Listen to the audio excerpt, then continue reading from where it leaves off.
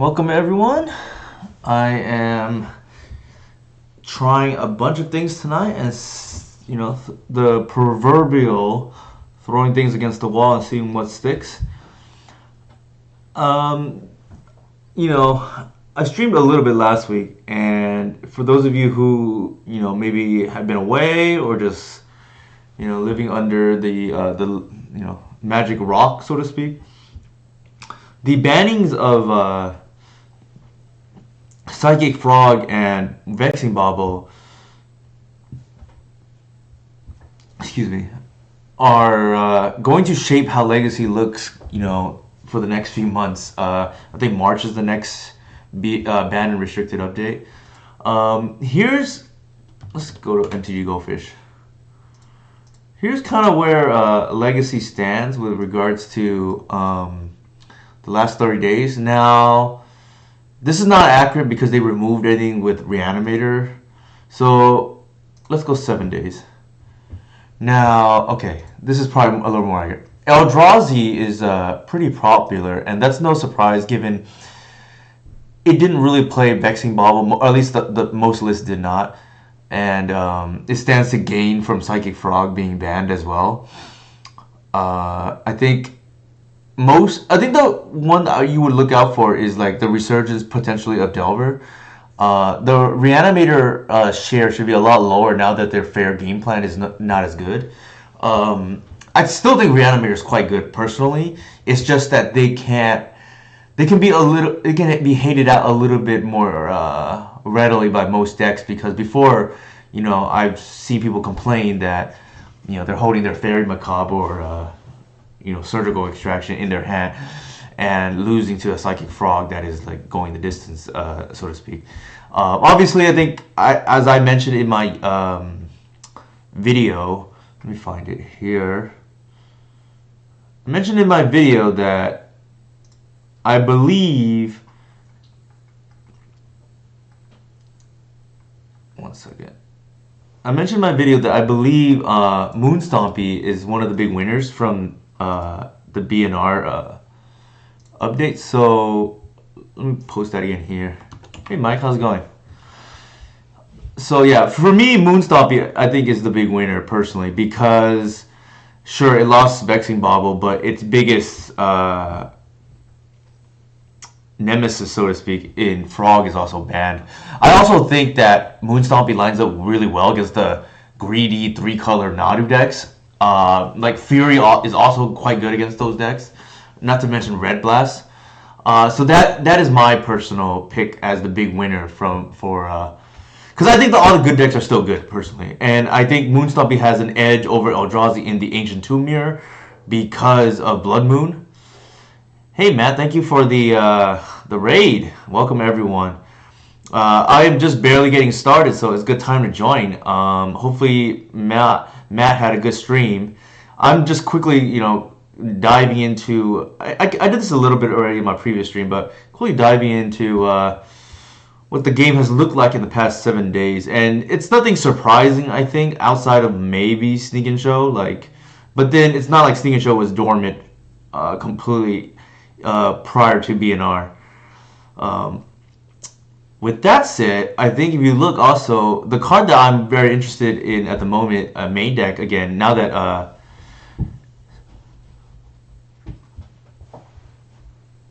yeah, it's early. I for sure. It's only 7 days, right? Actually, today I think marks the exact 1 week milestone actually since the BNR update. So one nice thing is for anybody who knows me, I'm a big Snuff Out fan, and I always get the question before, like, why are you playing Snuff Out in a Frog meta? I just think, I don't want to get into the nitty gritty details. I just don't think that the deck really cared about Frog for the most part. And now that Frog is banned, I think Snuff Out main deck is even better. So I want to play like 3 copies today, and then we'll see how it goes. I know. I think I saw my co-host on the podcast here, Matt, Punishing Waterfalls. He definitely. I think I didn't watch the full video, but I think I saw multiple cards being suggested for banning. I personally don't care either way. I at this point I stopped caring about what's banned and what's being banned and what's not. I just let whatever makes people happy. I guess. Like I guess that to me that is more relevant if people are playing Legacy. So I think Nadu is like one of the suggestions that, and I get it too with Nadu because if you're gonna ban Sensei's Divining Top partially because of clock reasons, some of these Nadu decks can take a while as you're sitting there, and you can't even concede because technically you're not 100% dead. You're probably dead, but you're not 100%. So I get that from a clock management standpoint for sure. I think what else? I think the other card I saw, like not Matt but Mott's, another fellow Cradle player, wanted ban was like the One Ring. So those are like some other cards that were up for debate. I won't touch on that too much because this is not meant to be really a BNR like stream, but just kind of giving what the meta looks like, at least for 7 days. All right. Here's what I'm playing tonight. Like I said, I'm trying. I want to play as many copies of Snuff Out Main as I can now that Psychic Frog is banned. I was already playing a sideboard. It's just like moving the numbers around. Also, if you look, a lot of these decks don't seem to be playing removal, or at least if they are playing removal, I think I can just beat those decks anyways easily. So trimming on a Safekeeper just to make room, cutting the Curator main deck. Okay, so that is the good question. So I still have 4 copies of Snuff Out because why not, right? I still have 4 copies of Endurance because why not?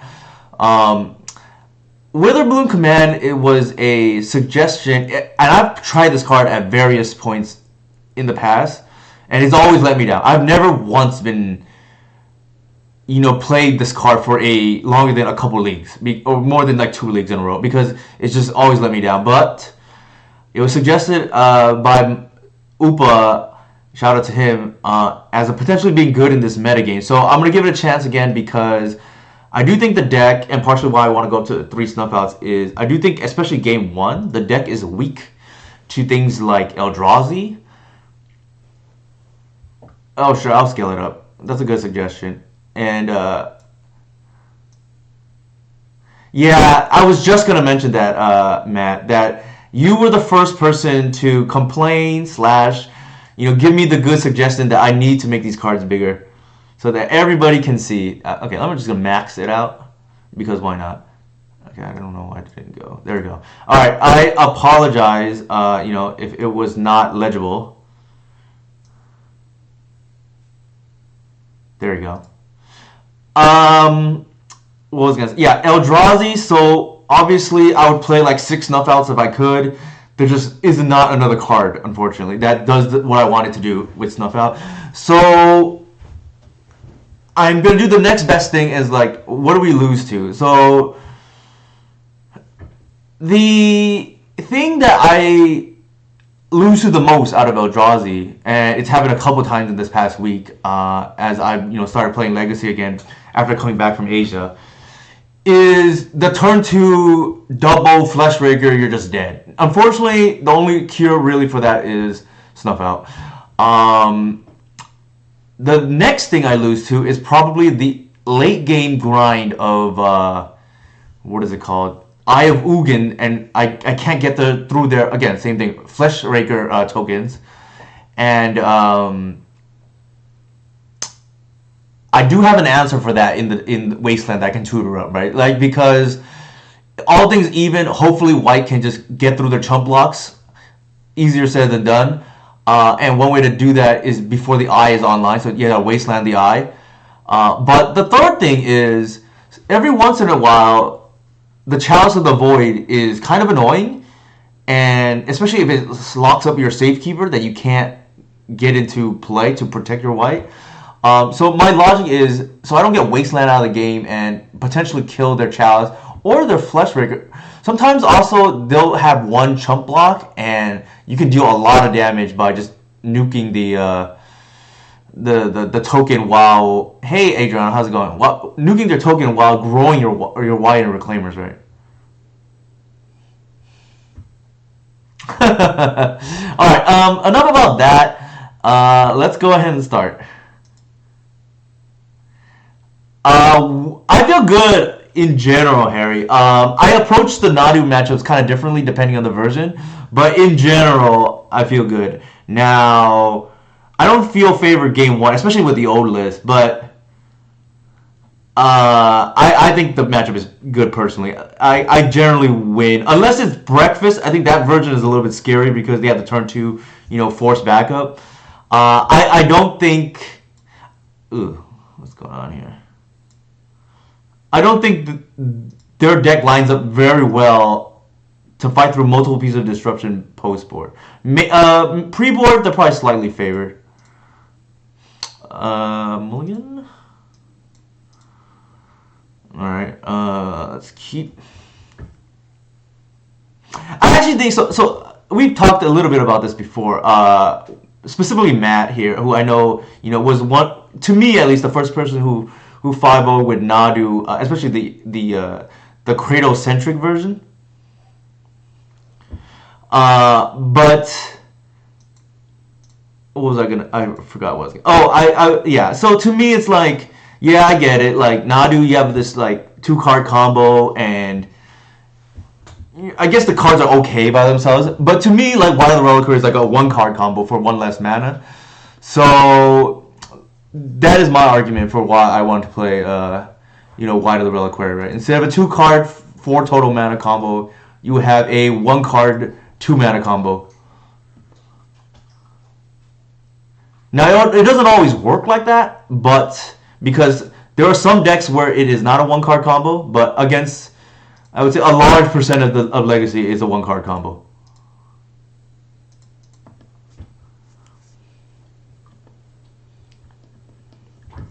Now, I actually messed up here. I probably should just play the basic. Hopefully I don't get punished. Because I already have a 1-drop for next turn. Like, the thing about this deck is you do have to plan, like, 2 turns ahead, usually. Alright, we might be dead here. I don't know what's going on.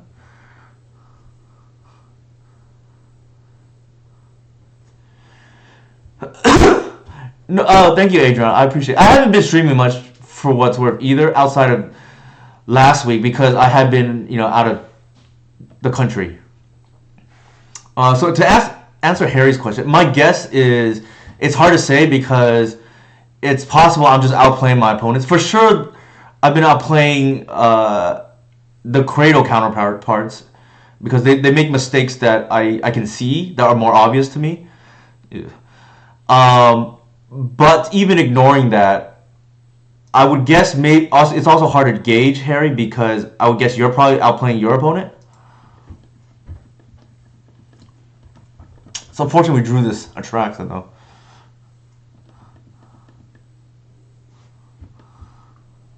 Alright, we got F6 because Teferi's got us locked anyways. I know, right?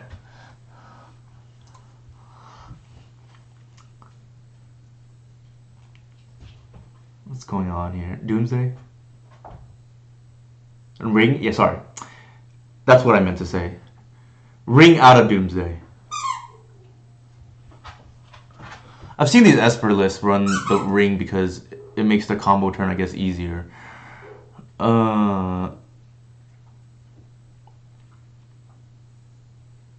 So let's see. What do we want to do here?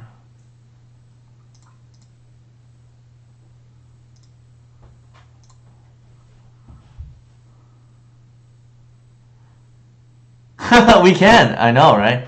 Let's see how that goes. Alright, what do I want to do here? I guess Cradle's like pretty neat.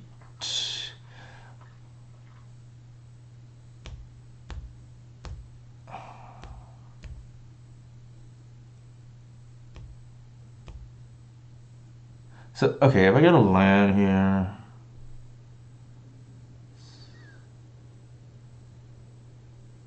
Let's not overthink it. I think we just do that.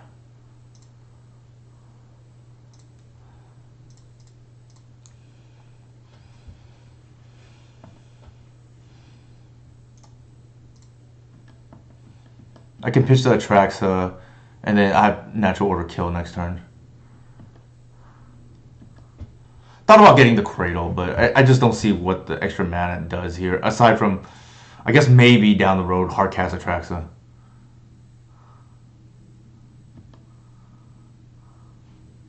I don't think we're going down that route though. We'll see.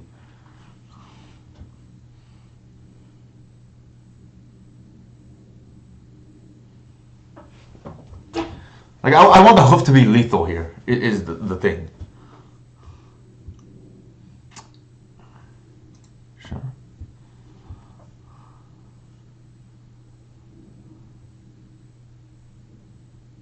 And if I get the cradle, then it wouldn't be. And we can't. Well.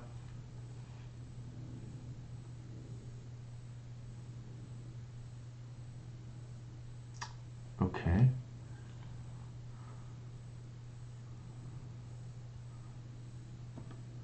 Now I kind of. Well, we'll see.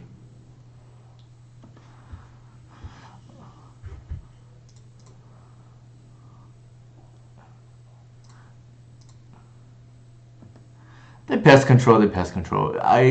Nobody plays sweepers now, anyways. So if we had not gotten that, what would it have looked like? It would be 5, and then we can hardcast our Atraxa here. Bummer.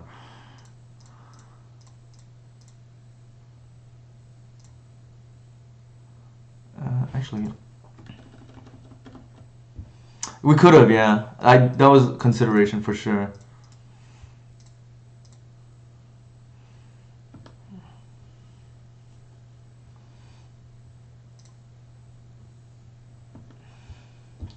Shut off the ring. The thing is, like, even though we could have hardcasted the Atraxa, it very well may have been correct just to natural order for oof anyway, so we don't die.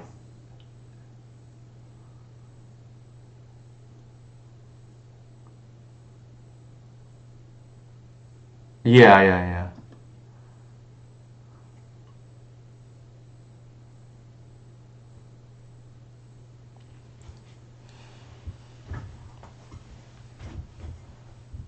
It's not about the draw. So that's one misconception about Atraxa, by the way. They say, oh, Atraxa often only just draws me 3. It's not really harmonize or concentrate. It's really dig through time. Like, I think people need to look at the card differently.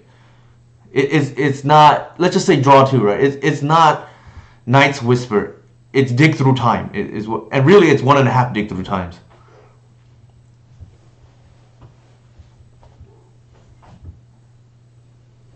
Yeah. So like that, I hate it when people say, "Oh, it only draws 2." That's not really accurate. Like,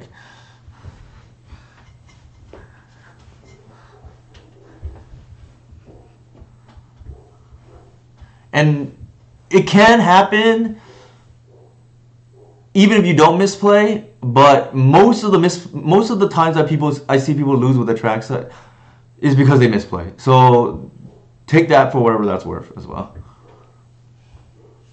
Yeah, the body's insane. Like, just a million words on it. Like, just the new templating for fire cards. I don't think they have force because I feel like they would have forced the natural order, but who knows?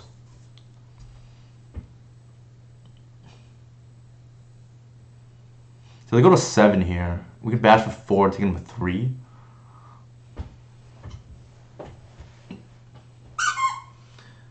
And then the ring puts in that 1.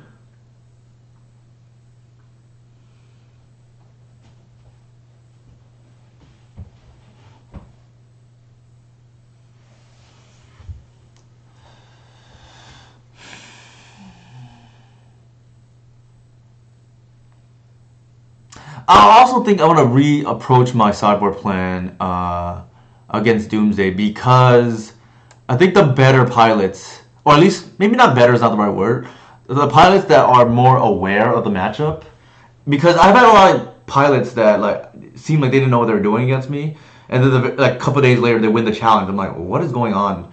Obviously, a league match doesn't matter because a lot of people are like eating or whatever or watching TV at the same time, but I guess a lot of the time that I beat my Doomsday opponent is because they just don't understand my deck. And I think the ones that pay attention or are in the know will have an easier time because they they realized to beat Talon Gates to snuff out. So I'm gonna address my sideboarding a little bit differently this match and see how that plays out. And I'm gonna assume for now the players who don't understand my deck will continue to not understand my deck anyways. So those changes are probably not gonna matter anyways from their perspective.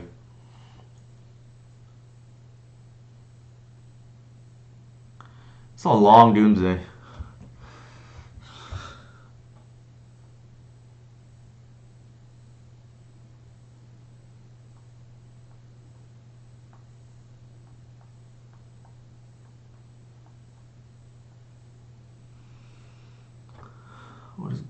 It's not me, is it? I know, right? What's going on here?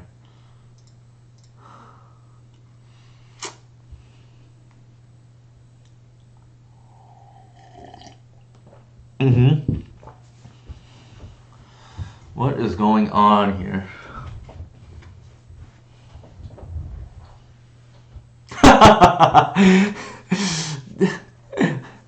Yeah, that's right. Matt just said what's everybody's thinking. Mike's secretly coaching my opponent here. Like, how do we get out of this jam? Because they are at a theoretical 1.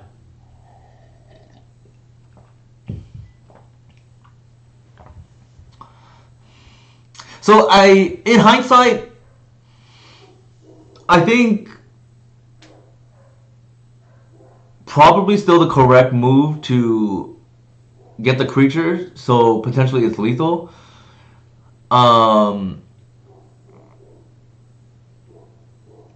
Because, like I said, I think we can't afford to just guess with Atraxa there. I think we have to natural order for Collector Oof and at least prevent issue 1 stumbling block for our opponent. Maybe their hand can beat it, maybe they can't. But I think that was the line in hindsight.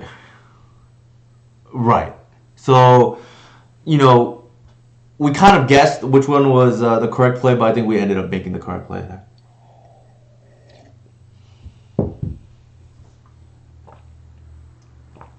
Alright, what do we have here? Swords main deck? What is going on?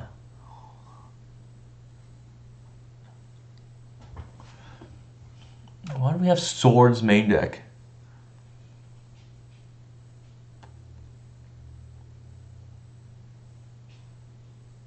Yeah, for sure.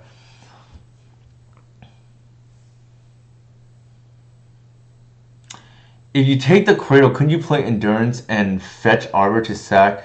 I could. The problem is I didn't really want to pitch Endurance, but maybe it's worth it. You have a point there. It might have been too conservative on my bet.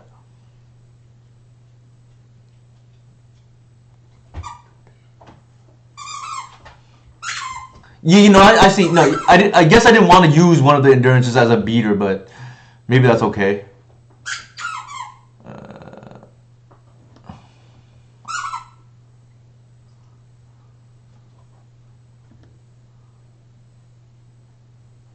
No, I think you're probably right for what it's worth.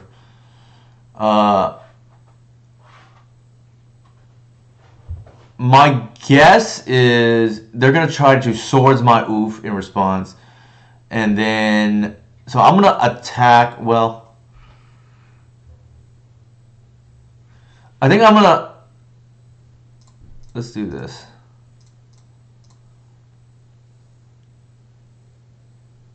I'm gonna main phase this first and see what they do.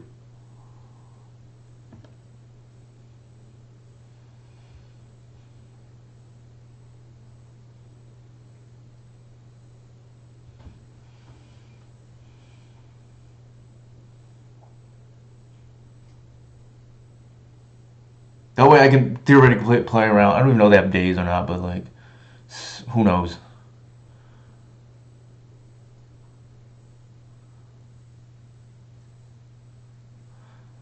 I guess technically well, I guess it doesn't matter if they have swords, right?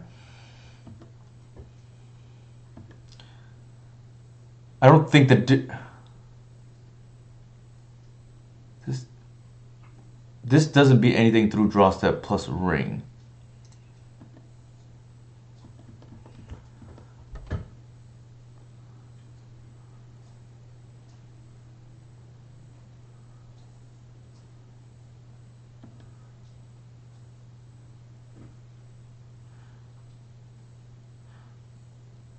Well, I'm assuming the swords is on the oof already. I do have another one for what it's worth, but we'll see.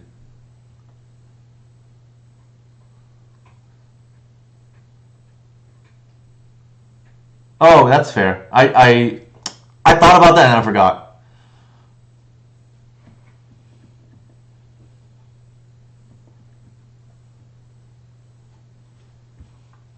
Well, actually, that's not entirely true because if I attack, they're not at the virtual whatever they are at, right? So that's not entirely true. If I attack with that, then they don't. I don't get any damage in.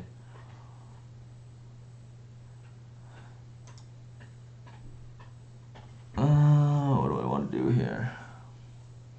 I probably should have endurance earlier. So let's see. There's 5 cards in here. I probably have to do it now. They probably have the force right now, but what can you do?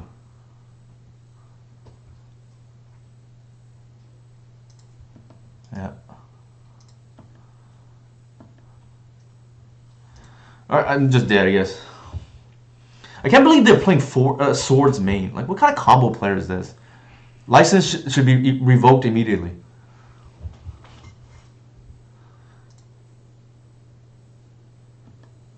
Yeah, that was a misplay on my opinion. I mentioned that too. All right, let's try not to misplay again like we did there. I don't. Did it matter? I don't think it mattered because they had ring into ring, and then if we did natural order into.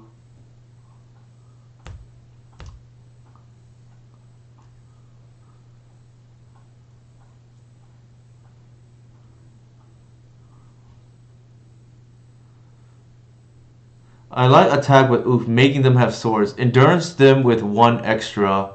They probably forced then pitch endurance. I'm still dead, right? Like, unless I'm missing something?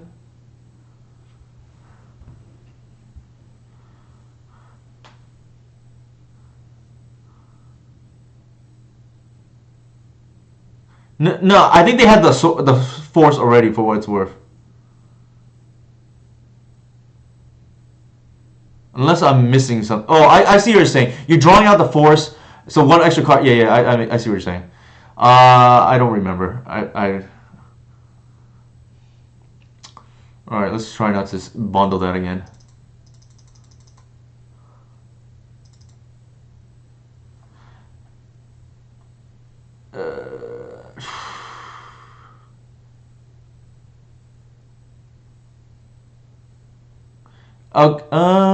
Your second endurance gets swords. Why is it the second endurance gets? I probably there's no doubt I bungled that, but like.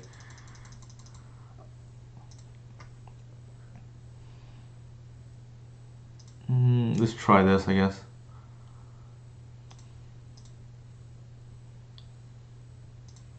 Obviously, not playing very well right now already, as evident by me keeping in bog.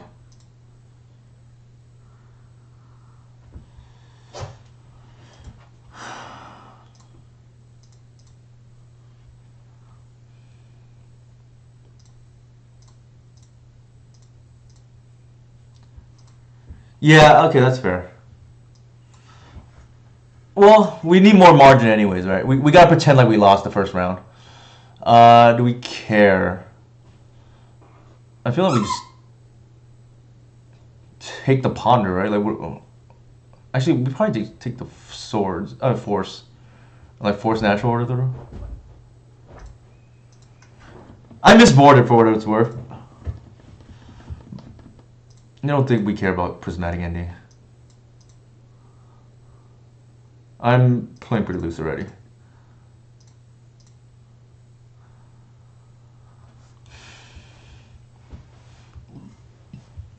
No, that makes sense. I definitely bungled that.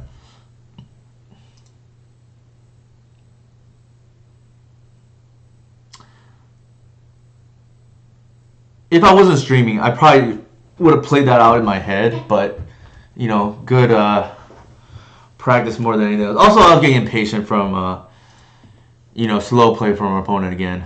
There's nothing that unhinges me more than slow play.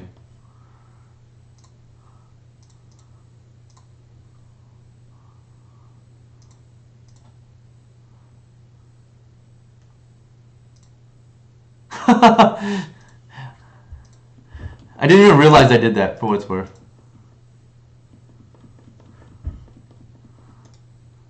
Did I just not board everything out? I guess not. Alright. Obviously, I am playing like at less than capacity right now. But that's okay. I was wondering why there was not enough cuts. Maybe it doesn't matter. We'll see.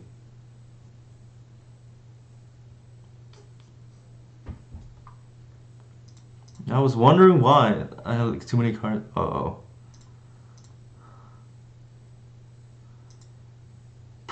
Okay.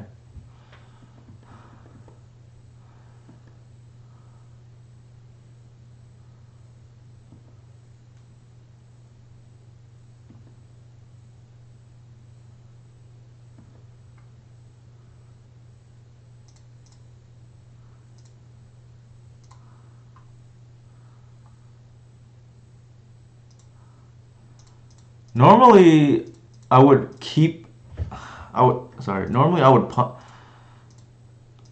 I would sack the higher, but I want to be able to cast natural order again next turn. I think I'm gonna give them two cards because I'm drawing in. I have my double dig through time, right?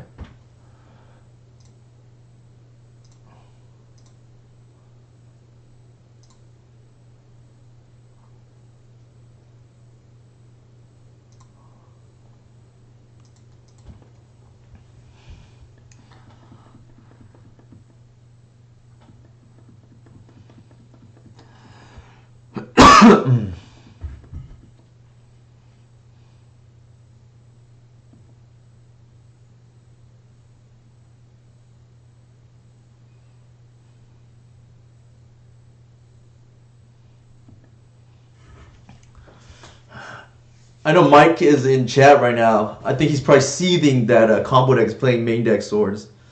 It's almost like they just had their combo license revoked.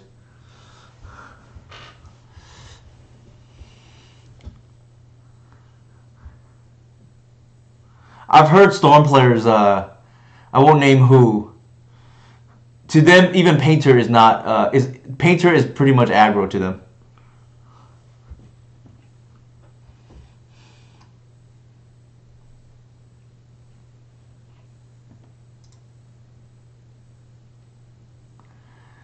Alright,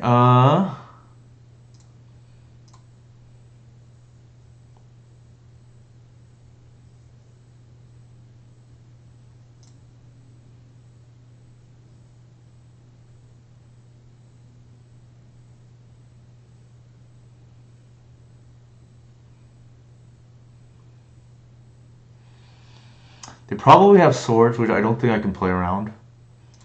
I think what I'll do instead... Hey Ramar, how's it going?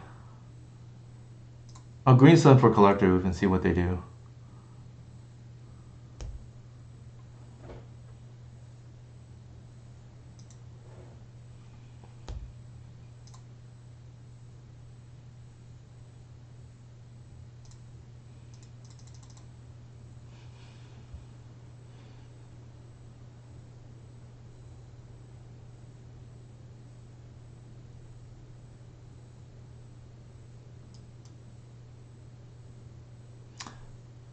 It's awkward. I'm gonna have to keep this endurance, this noble hierarchist pitched because I want to natural order next turn.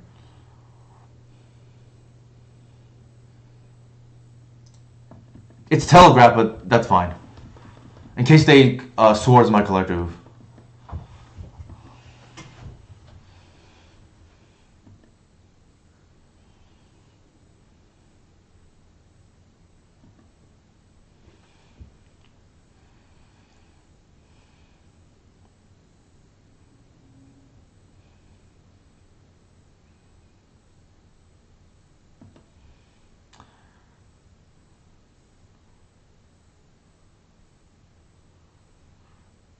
We could have. I felt like they had force for what it's worth, and it's not lethal.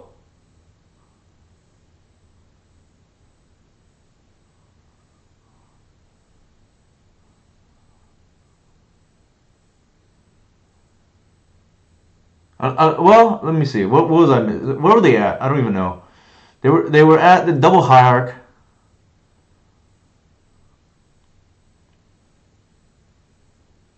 Like I'm playing around swords too. That's the other thing, right? Like,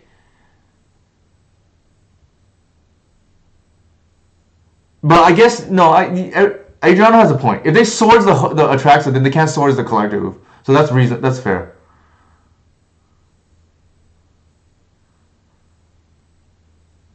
No. Yeah, that. Yeah, I don't think I'm playing the best right now. So I got to the line that Adriano is hinting at, which is yeah. If they swords the Atraxa, they can't swords the Oof.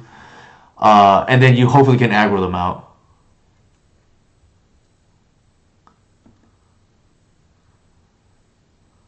Although they have the prismatic ending for the Oof, for whatever it's worth.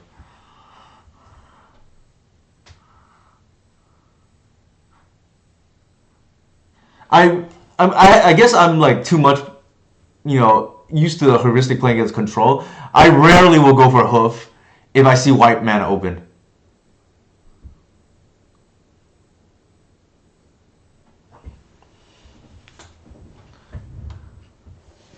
And it certainly felt like they had, if not force, it certainly felt like they had swords.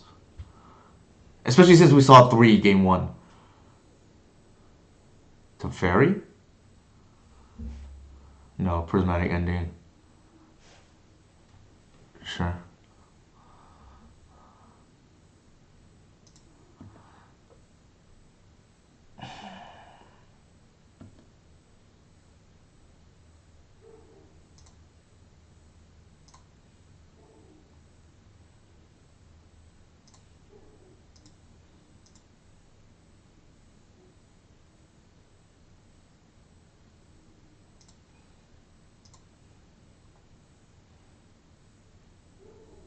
Let's see if they have force here. Probably.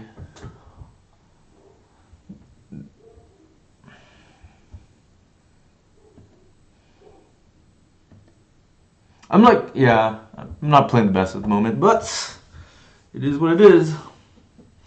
I think they're digging for it. Okay. My blunders did not cost me there. I mean, like, countless errors. Obviously, 66 cards is a. Yeah, that is that. Let's. What the heck were we supposed to do? I think reclaimers are bad.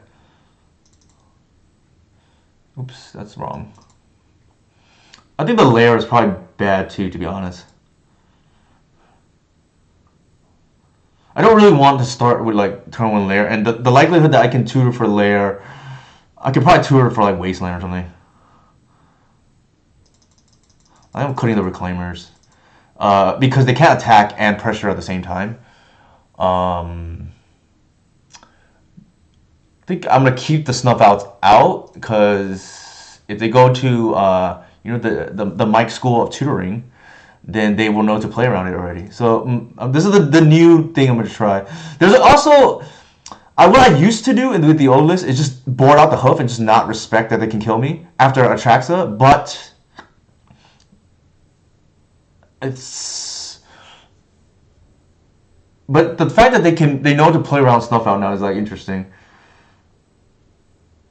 Like if I Atraxa, what am I attracting to? Just endurance. If it's no snuff out, then I probably want a hoof.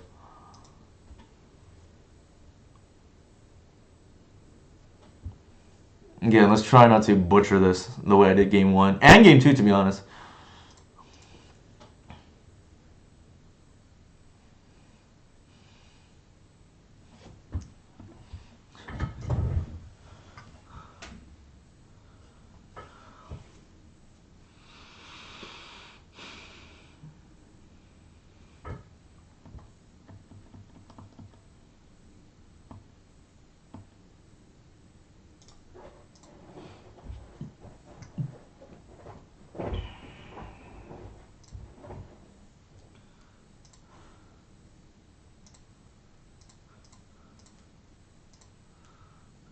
Saving it for a fetch land just in case.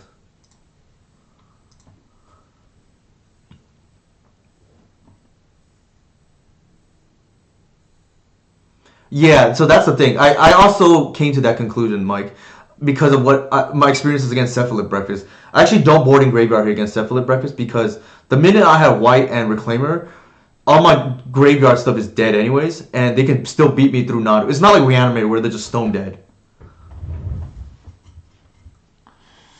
All right, we're gonna play the best creature in Legacy.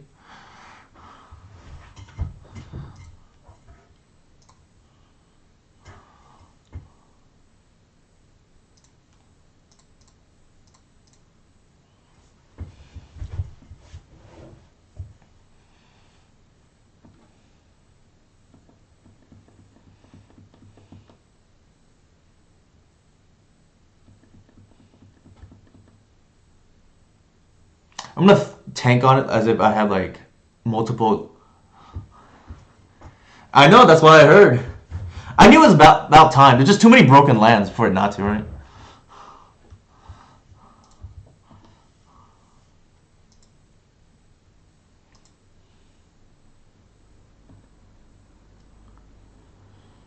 All right, what are we drawing here? This feels like another. Feels like another swords.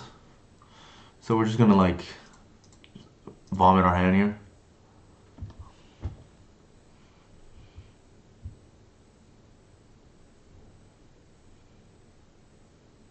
They may not swords now. Now that two, but I don't know. We'll see. How do we gotta stack the odds against us as much as possible, just to see how much margin we have in this matchup.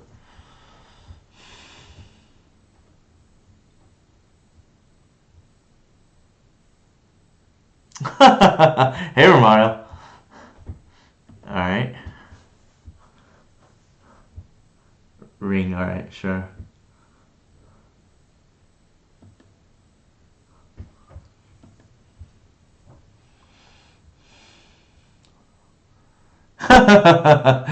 we could definitely. I definitely don't want to ever lose to Doomsday. That is like one of my, not because I think the deck is bad. It's actually quite the opposite. I think my dream scenario is like Mike and myself, duking it out in the showcase qualifier or something.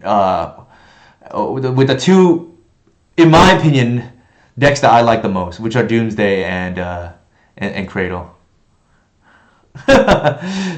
If anything, I would get embarrassed. If anything. All right. Let's see. What do we want to do here? I think I'm gonna tap like this and see what they do. Actually, yeah, they don't even have days represented.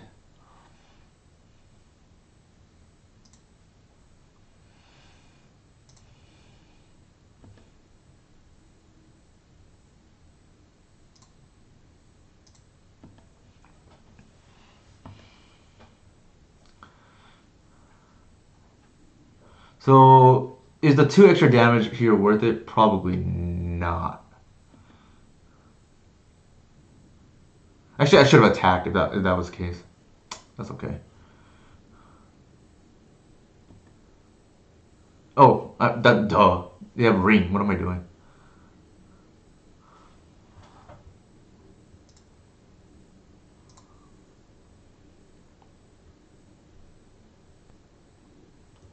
So this puts the onus on opponent to win this next turn, or the oof is going to be online again.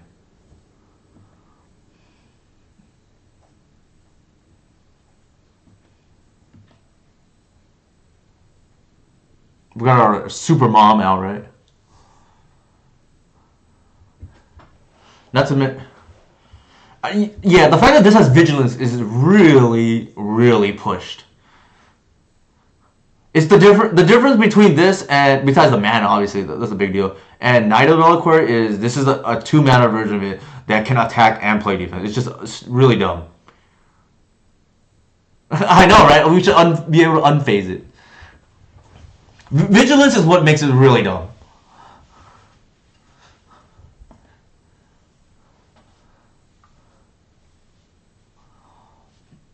Yeah, Vigilance is what makes it extremely, extremely dumb. Why are they playing this in their Doomsday deck? Seems slow. Never count out a Tundra Mage to want to draw cards.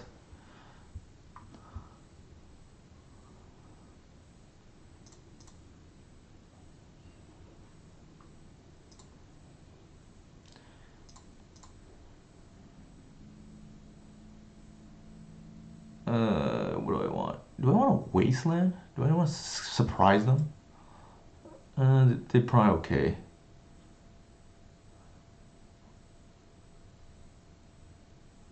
Yeah, let's go with a Cradle. It turns on both wild endurances.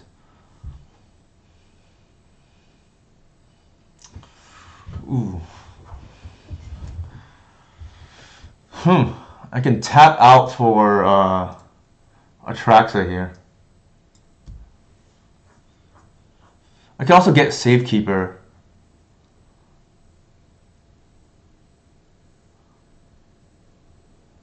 Yeah, let's tap out for Atraxa and we'll see what they do.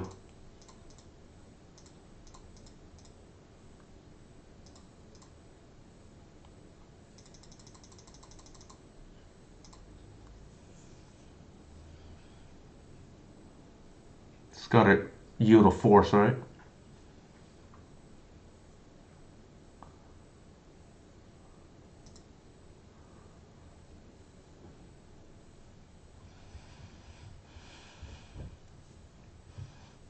I mean, it's very obvious what 7 is.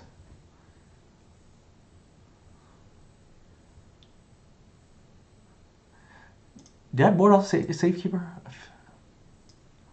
think I did not. I kept it in. Yeah, that would be pretty good too.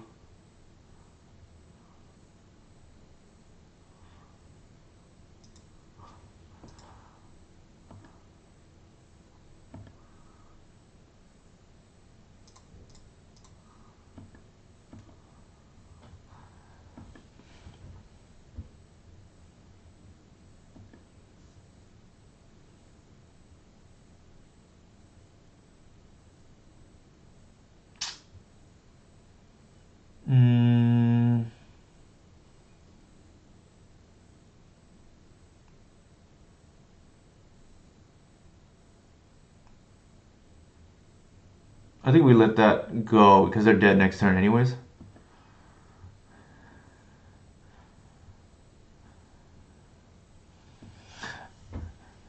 Maybe that was correct. Maybe I'm supposed to leave up so I can double endurance mana.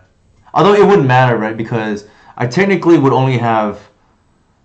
If it gets forced, then I technically would only have 3, 4, 5. But I give my opponent the chance to mess up. I only have 5 mana, so I can't hardcast everything anyways. Sure.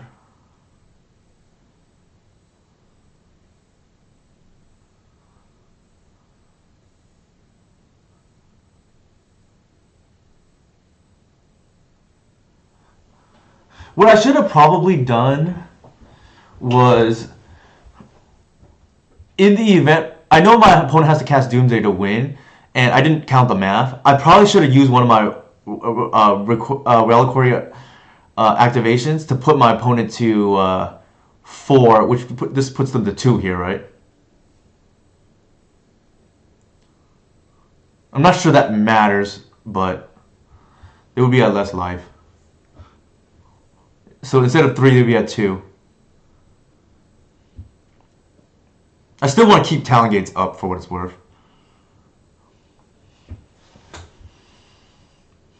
They're really just like going down to the wire here.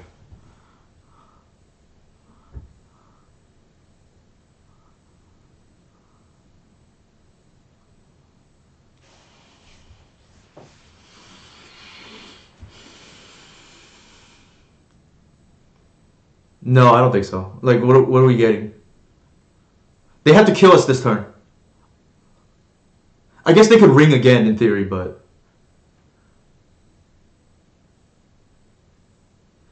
could you lethal with endurance, instant speed, double activate white? Um, I could, and I guess that forces the swords to go on the white, and then the oof would be there. So that's again, I'm missing all these combat tricks, but that is consideration. Yeah, that's how you know I'm not an aggro player because I always miss aggro. I always miss lethal.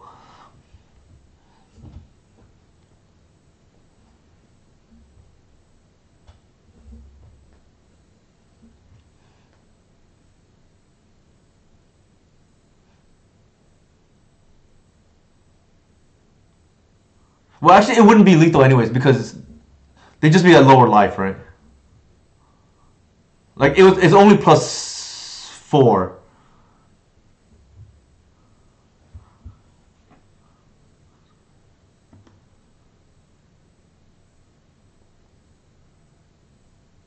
Actually, I should have endurance there. What is this?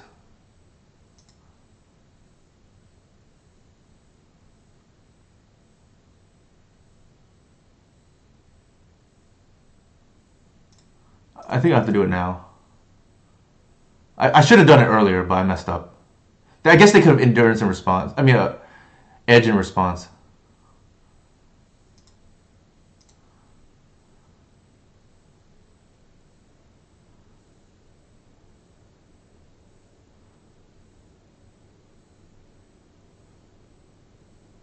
Ugh.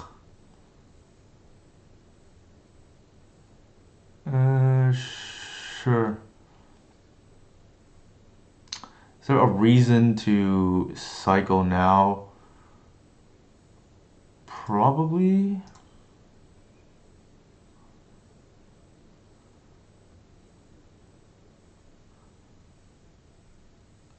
I don't think it matters, but it's. I guess I get a land. Maybe. I don't think it matters though.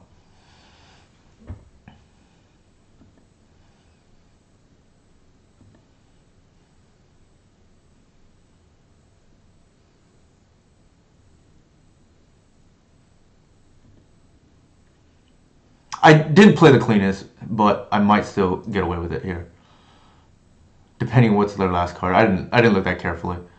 If it was a match I cared more about, I would spend more time. Yeesh. Okay, I guess I lost. Oh, okay. I butchered this game pretty badly. The one life there matters suddenly, because I didn't do that thing I should have done earlier, which is sack to increase my clock. But yeah. Have you tried Amulet of Vigor? I think Candelabra would probably be better, Adriano. I'm gonna use a restroom real quick. Feels bad to lose when your opponent slow plays, but it is what it is.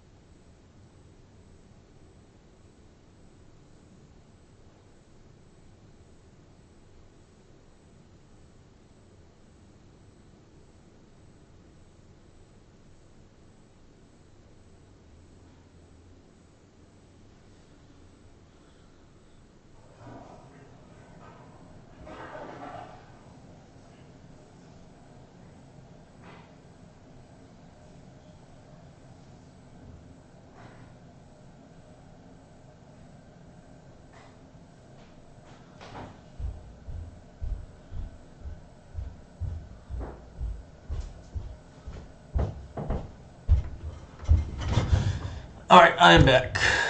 I think I'm pretty satisfied with that result for what it's worth. I think what ends up happening is my opponent probably has a false sense of security now if they ever play me in a bigger event, and I would hope in a event I care more about, when I'm not streaming, that I can not make those little misplays that cost me there. I think I feel good about the way I sideboarded, and that's kind of what the goal was anyways. So I think overall I'm probably happy. What in the I might just concede if I see, because I don't think it's worth my time. I'm like tempted to just concede right now.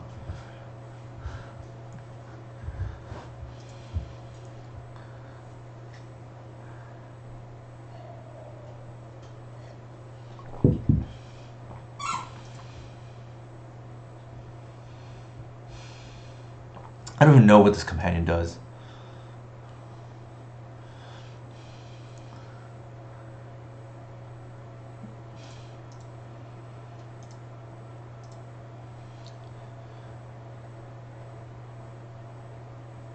Yeah, that's fair. That is 100% fair, Adriana. The problem is I don't really want to play Saga main. But unless you're just saying like just by itself, right? But which is maybe a thing I can consider too.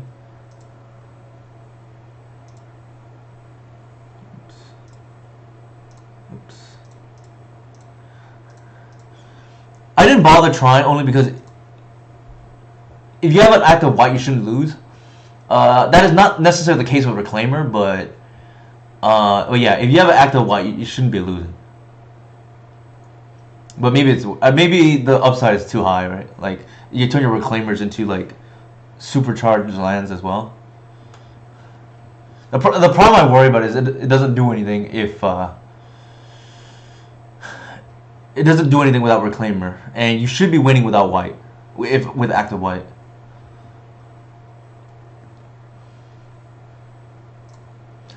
I don't know what the hell my opponent's playing. Like I said, I was like very tempted to just concede the game immediately after I saw Keruga.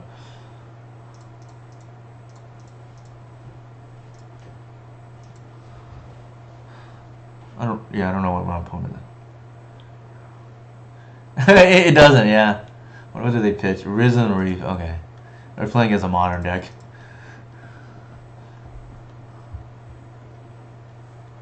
Yeah, like I think if it was consistent enough, then sure. The issue that it is literally a modern deck. It is, did they just like sign up for the wrong format?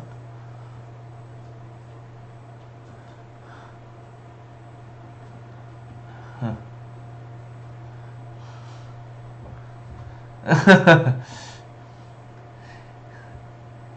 Hope you've been well, by the way. I do miss our conversations. I know. Okay, did I just kill this right now? Probably.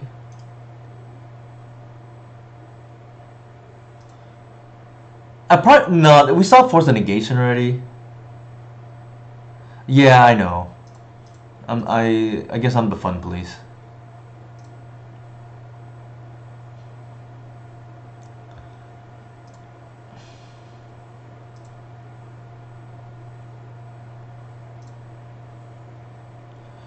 I think I want to do that actually, in case I hardcast. In case I want to hardcast whatever down the road, Atraxa. Technically, we can do it right now. All right, we hardcast. We draw her next turn. There's no need to waste my snuff out, especially since we know they have force negation already. So I think what I'm gonna do is tempt them into.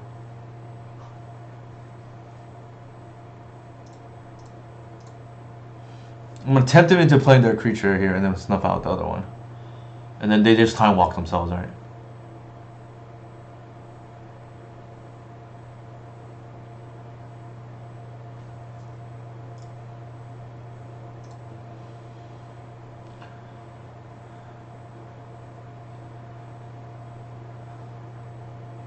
Okay.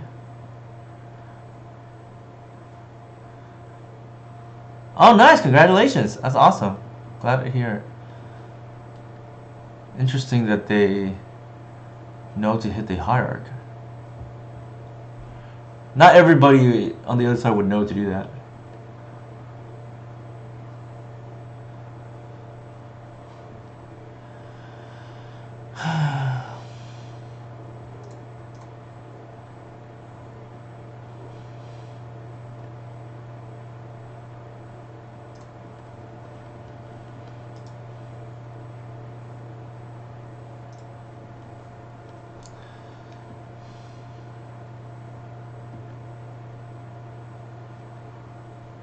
Actually, there's an argument to be made.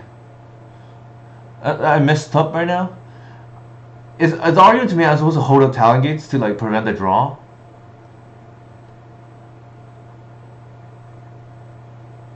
I'm like really not playing well.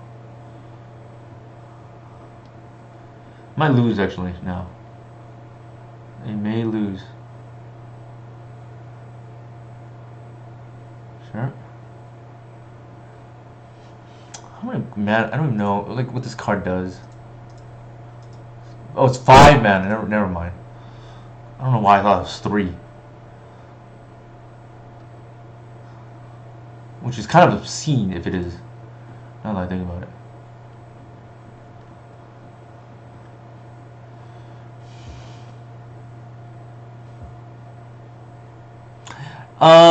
Yeah, that makes sense. I mean, we're all busy, so like I get it. What was I gonna say? Also, some people would argue the legacy.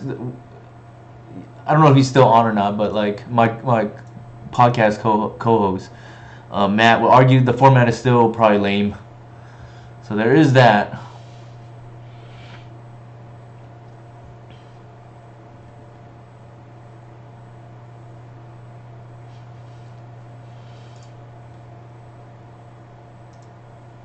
Sure.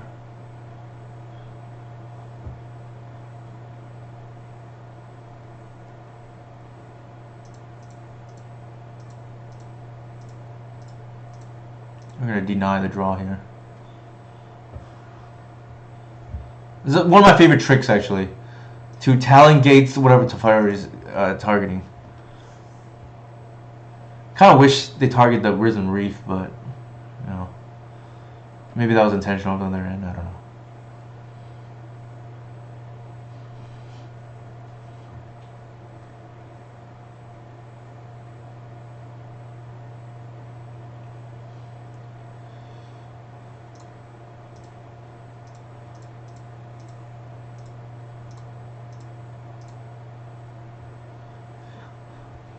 I know. Look at this main deck snuff out doing work. The force. All right.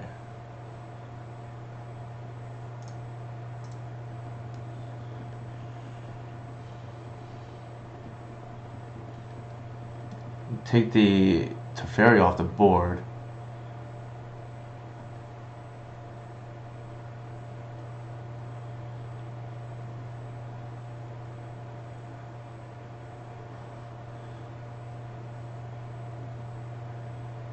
Is this a elemental too? Please don't let it be. Thank you.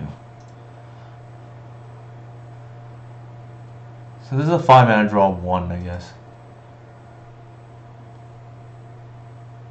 Actually,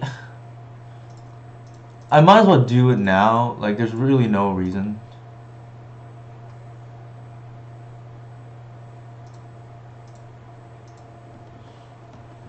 That draws 1. They have the block. I don't know. I'm not having much fun this game.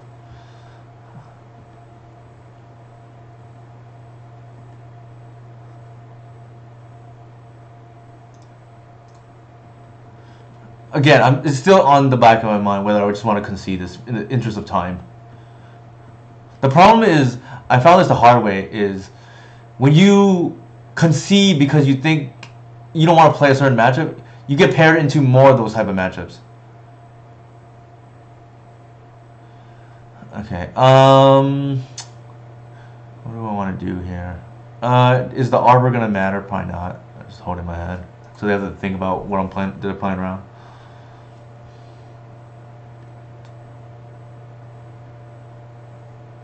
Thank you, Romario.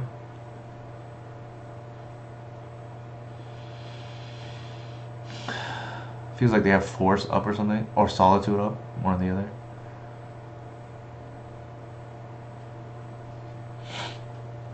Solitude, maybe? Sure. I think they're playing around with tracks, though.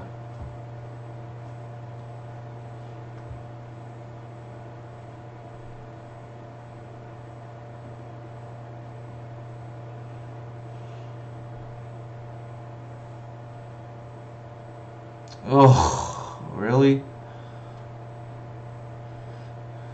We might lose to this modern deck.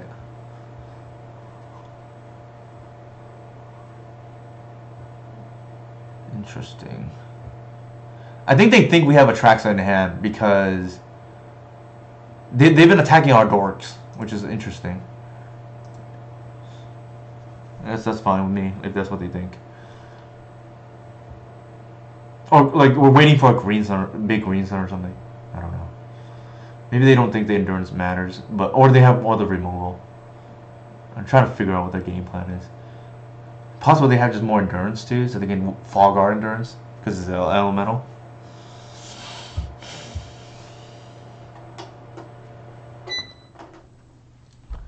Alright, we might just lose now. Again, see, they keep going for our mana. It's just like very strange.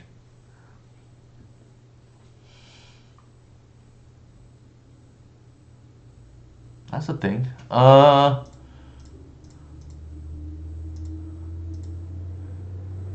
Actually, let's see. I bash the. It's not lethal anyways. Well, yeah, it's not lethal anyway, so I'm just gonna bash.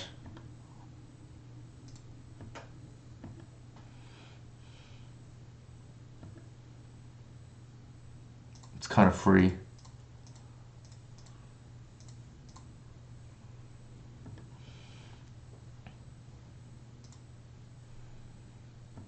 That should win the game now.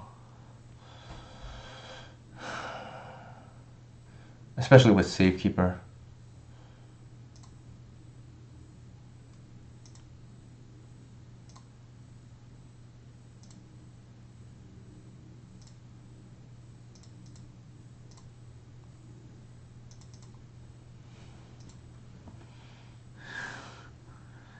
I think so. I have not seen any legacy cards yet.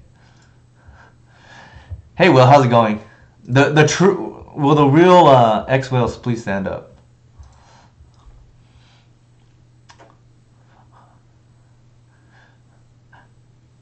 That or they're just having fun. Thank you. I am enjoying my brief break, I guess, without family duties. Sure. It's not solid. It's not legacy only though. I'm saying I've just not seen any legacy only cards, so I don't know what's going on that side.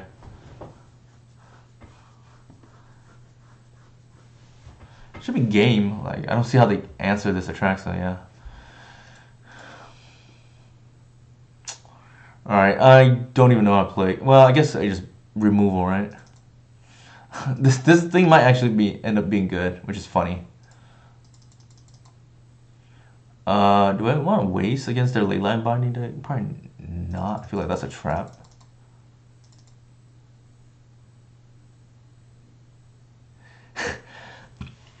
The secret is I never play around Force of Will anyways, so no changes there needed, right? But yes, that is an interesting perception. It's like that is interesting. So if we assume that they're just a modern only, do we assume they have 8 forces or 4, or somewhere in between, right? Like, I don't even know like what's in their deck. Like I'm not that familiar with modern at the moment. I guess Wasteland's probably fine against their leyline binding deck. we're the what's it called anyways? We're the beatdown. So I don't think I like any of these other cards. So let's run it back. And the bog is like in case they have an Earl somehow. Actually, that's the other card, right? It's been banned in Modern, so maybe they don't have it.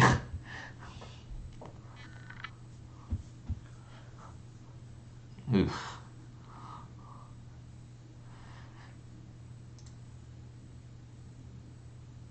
Why can't I just get a normal hand? Although to be fair, this is not the worst, but man, better I guess.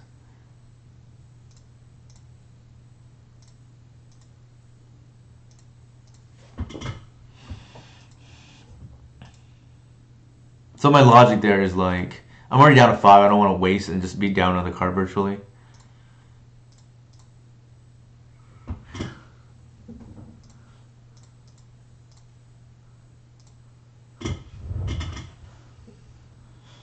What formats are you exploring right now, if any? There's the Force of Negation.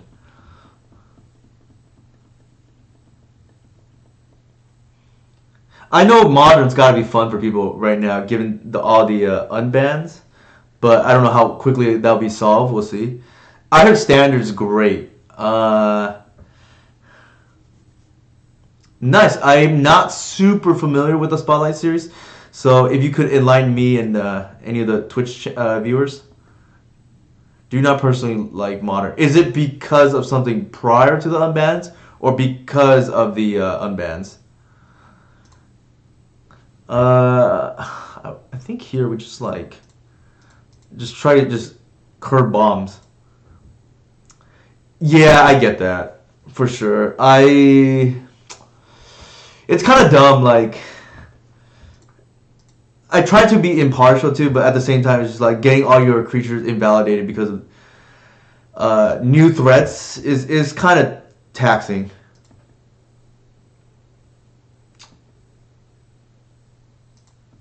It's kind of taxing for sure. Is that a thing? Bad Nightfall? Ugh, God.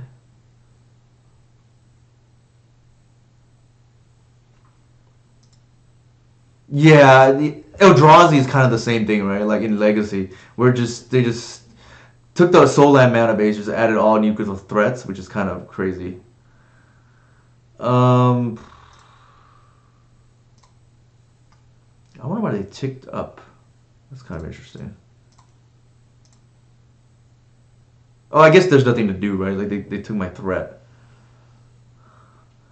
I guess they would have went down otherwise.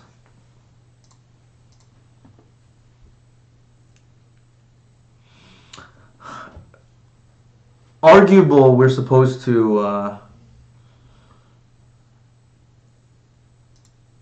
Sure. Arguable, we're supposed to go two 1-drops there, and then they bounce one, and then we have to go 2 1-drops again. But then they're only at. I guess it kind of ends up being the same.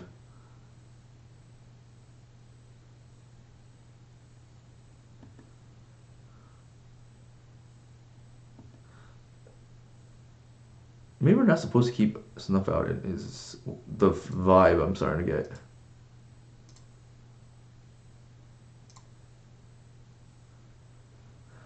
Yeah, that would be my fear for sure. What are we getting here? Maybe that?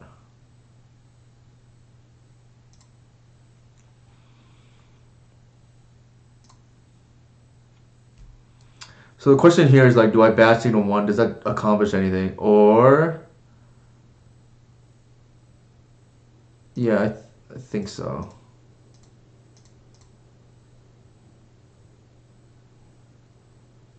They have basics, which scares me. But yeah, it would suck to, invest in a deck and it just completely gets invalidated, as my buddy Jonathan Zhang would say, right? Pretty much all the... If your deck was not... did not receive like 3-ish printings from the Horizon sets, then it's no longer competitive. Sad but true.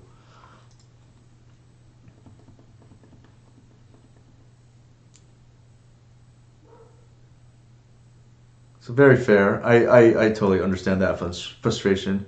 I just wish it wasn't so many. Like I wouldn't even mind the Modern Horizon sets if it wasn't like 20 new playables instead of like 5 even or 10. Yeah, that's insane to me. That is insane about Modern.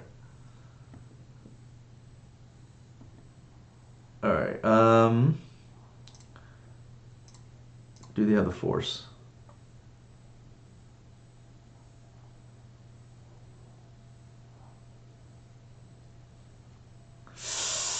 Ooh.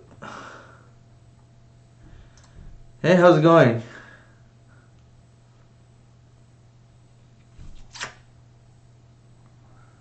So I'm gonna do a trick that I don't get to do very often, which is to phase out a blocker so my Arbor could take down the Teferi.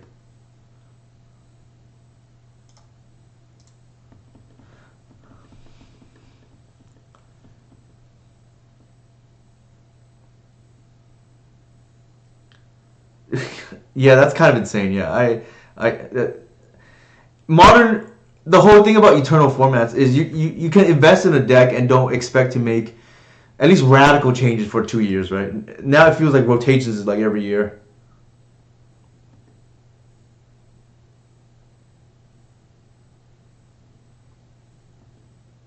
Well, standard's a lot cheaper for what it's worth. Standard is a lot cheaper.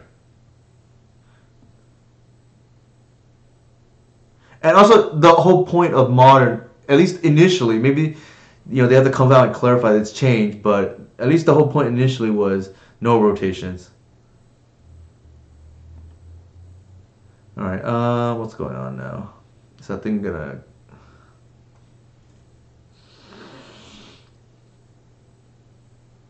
Oh, brutal. Okay, might just lose this because I have my tracks in hand too, and I can't natural order for a cheese win now. What if I lose to this modern deck? It literally is the modern deck.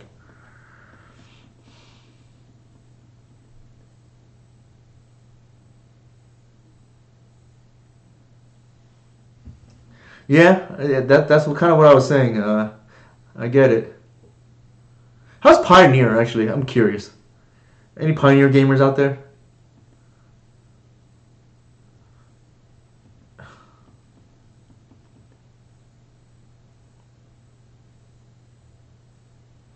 Might lose this modern deck, which this stream has been going on way longer than I would imagine to. That's it's my punishment too for what it's worth for losing the first round and punch. I'm not too concerned. I definitely threw like multiple times against the Doomsday player. I probably should have won all 3 games instead of only winning one. Definitely feels like they have fire up or something because why would they attack otherwise? But what can we do, right? Yeah, I think we're gonna get fired here. Yep. Called it. All right. Based on what we saw,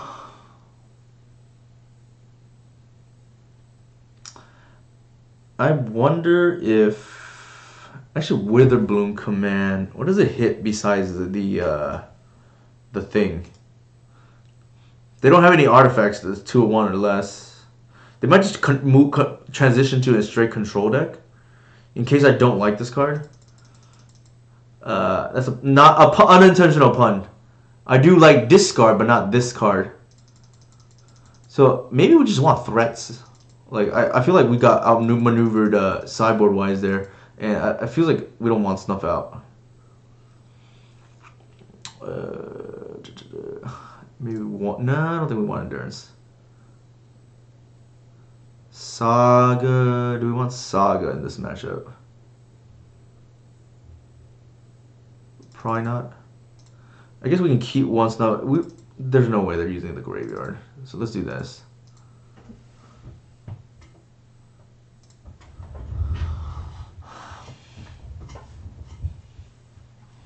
They literally are just a modern deck. Just yeah, mulligans.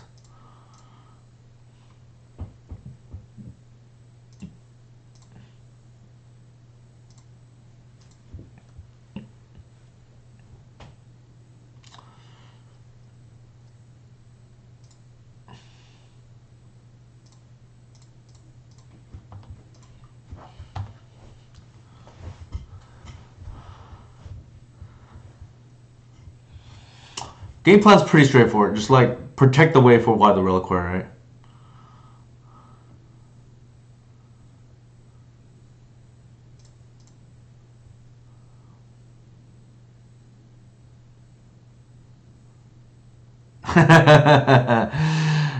Respect. There's the force of will. So they are not just strictly modern cards. All right, I think we just do that. That's so funny. Because their deck's all removal.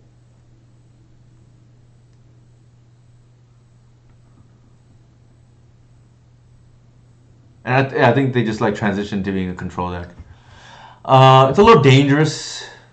Hey, Job, how's it going? Merry early Christmas to you too. I'm like debating whether to fetch here. I might regret it, but it is what it is. Watch, we're gonna get like fire into solitude here, some nonsense like that. Nope, there it is.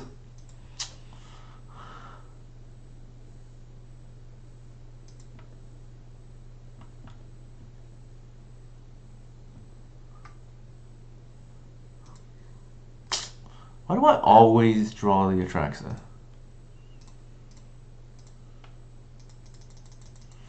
I'm just gonna scare them with a 3.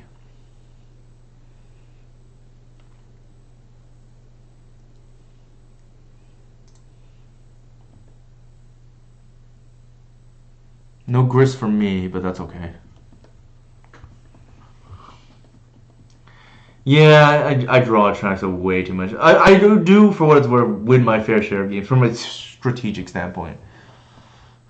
One of these days, they're going to print like a 4-mana win, and we can just cut Atraxa.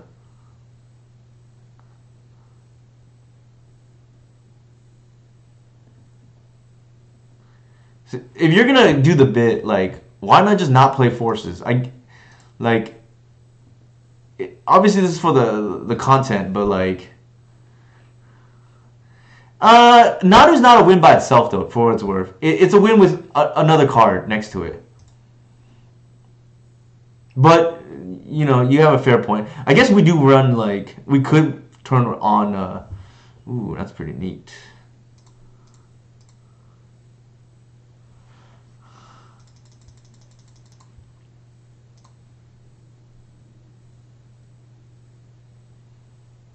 I think I just get 2 of them.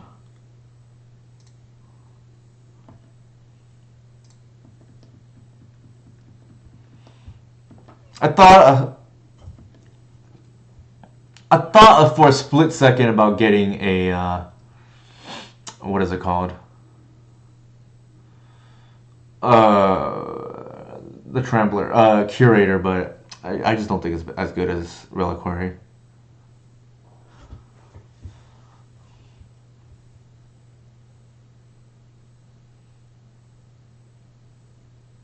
What is a 4-drop?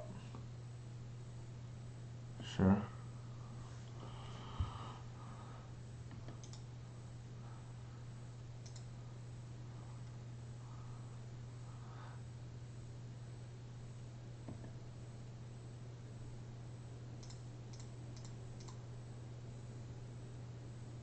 I think we just...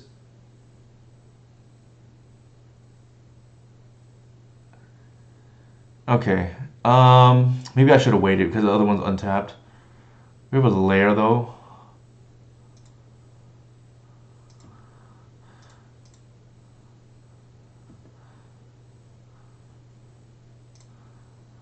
I think it's game, but I don't want to speak too soon. I think they needed a solitude there if they had the chance. Now it's probably just over. But again, this matchup means nothing. I almost feel like might have been better just to concede, given it took a couple minutes.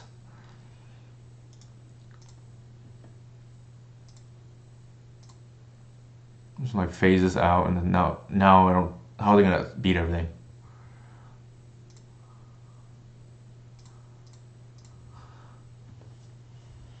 It is, but at the same time, I actually think even if it was, I wouldn't play it right now.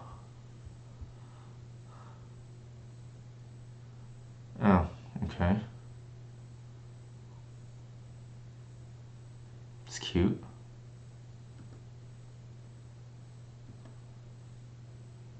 It's still lethal.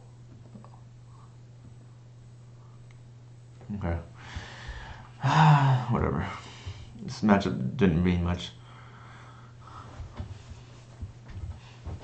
Actually, it didn't mean anything in my opinion. I don't think we. I don't think we got anything out of that match. Sadly. Like my first opponent was slow play, but at least I got something out of that match. Like we kind of solidified some of our thoughts about how to board and what is it called, how to board, and obviously I was very sloppy in this match, and I think if I slowed down, just like actually cared about this match, it would have played out differently. And I think you gotta see. I think if nothing else for viewership, there's a few choke points where sequencing really matters, and timing your endurance and like your activations is the difference between winning and losing. Am I liking the format better now after the bans? That's a tough question.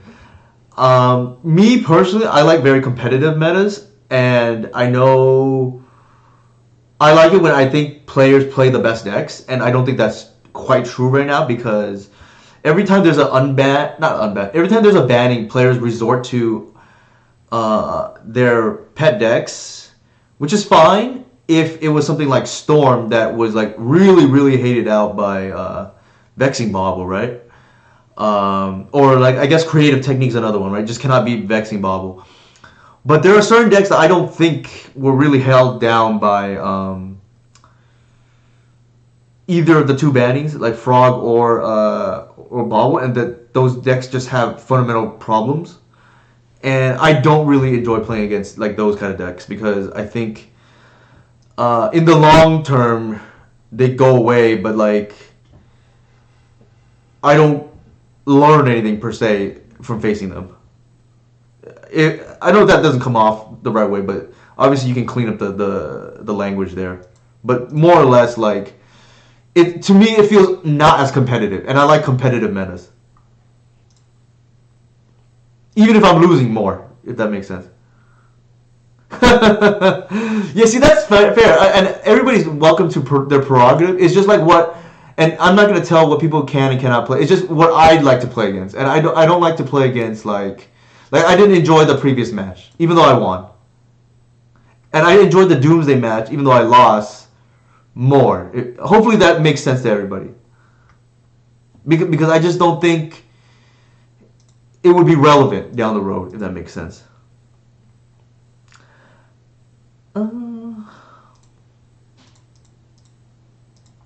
Actually, that's a mistake. I should have fetched. I'm forgetting because I snuff out in the deck. Probably should have fetched Bayou. I might lose now, by the way. This matchup is actually kind of scary. I don't know. I think they had Magus for what it's worth, so that's like one aspect.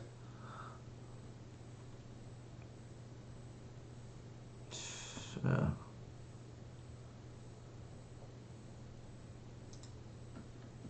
We're probably just dead, to be honest. Like, I don't see how we're gonna beat this.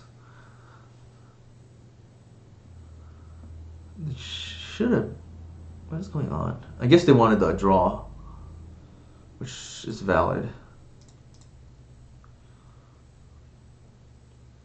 Yeah, it's interesting. Well, to be fair, what colors play this? That is like want to be Like, I don't see any deck playing red green. So I think it's definitely a scary thought because of how good it is in like vintage cube from what I understand. I just like playing from it before against it before, but I'm a little bit leery to say it's been power cut only because there's no colors. No deck that plays those colors at the moment. That is like at the top of the metagame. At least I could be wrong, but off the top of my head. Jesus. Well, I gotta block, otherwise I'm just dead.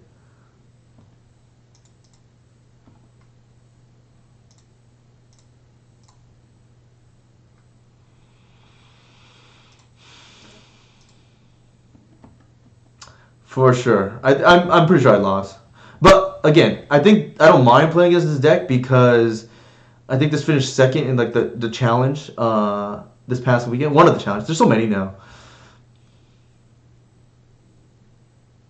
So like I feel like this is a potential deck I could run into with some percentage, right? Like obviously you can run into anything, but like more likely to run in this kind of deck. Even if I lose here, which I will.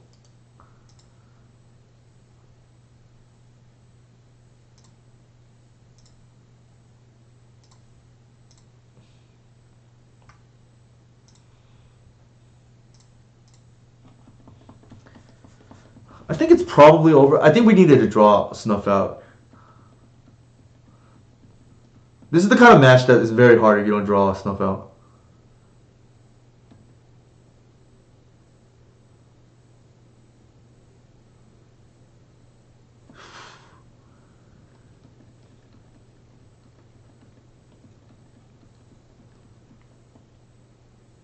Might have to play 4 Snuff Outs main. And just like not respect control.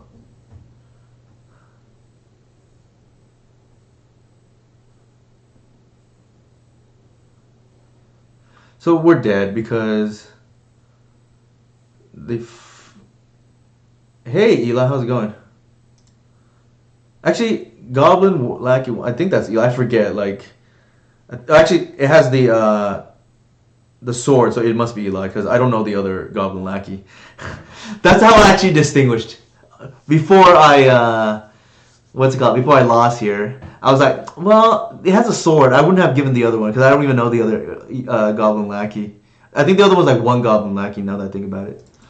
All right, let's bring out these useless endurances. Bog doesn't do anything either. Witherbloom, I don't think they keep in chalice against me. Eh. Hey, how's it going? I mentioned at the beginning of the stream. My logic is, and again, I'm just like throwing things against the wall and seeing what works. My logic is, I think the top of the metagame, or at least popular decks, maybe not necessarily the top of the metagame, but the most popular decks right now, I think, are either these board-centric decks that are revolving around Nadu, or Tempo, and with Frog Band, I think I can actually just like reasonably play Snuff Out main now, and or combo. And the cards that I cut to make room for Snuff Out, aside from the 4th Endurance, I think it's not going to affect my combo matchup anyways. Yeah, it's Nadu, it's like Delver. I just think it just opens up my sideboard, and the big reason actually is you're a huge dog to Eldrazi game 1. And I don't really want to have to be forced to win games 2 and 3 against Eldrazi. Not that you can't, it's just harder.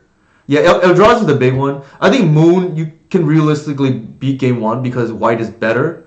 Eldrazi, the reason why it's hard is because they have these tokens that the white has a hard time getting through in the mid to late game. So, and they have Eye of Ugin as an inevitability.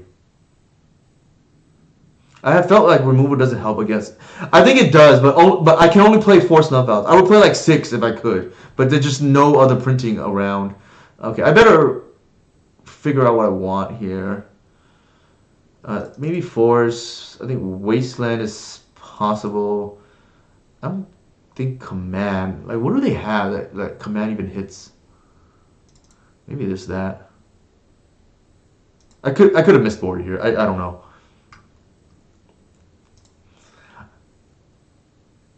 Sure.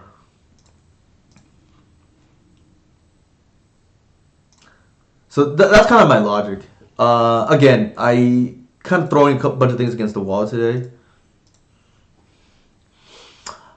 You think so?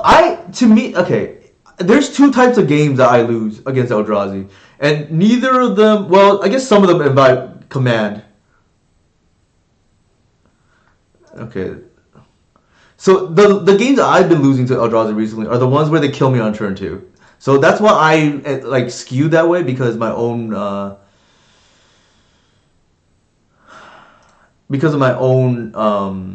what's it called it?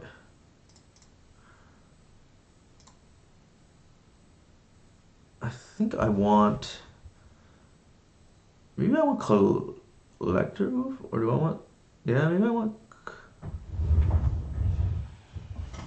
Well, actually, they have Spear Gut. They would have pitched if anything.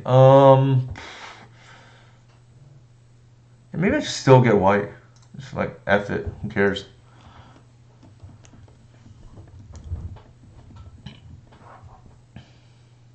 Yeah, for sure. Like, okay, great. So I guess it didn't matter. I think we're just dead here.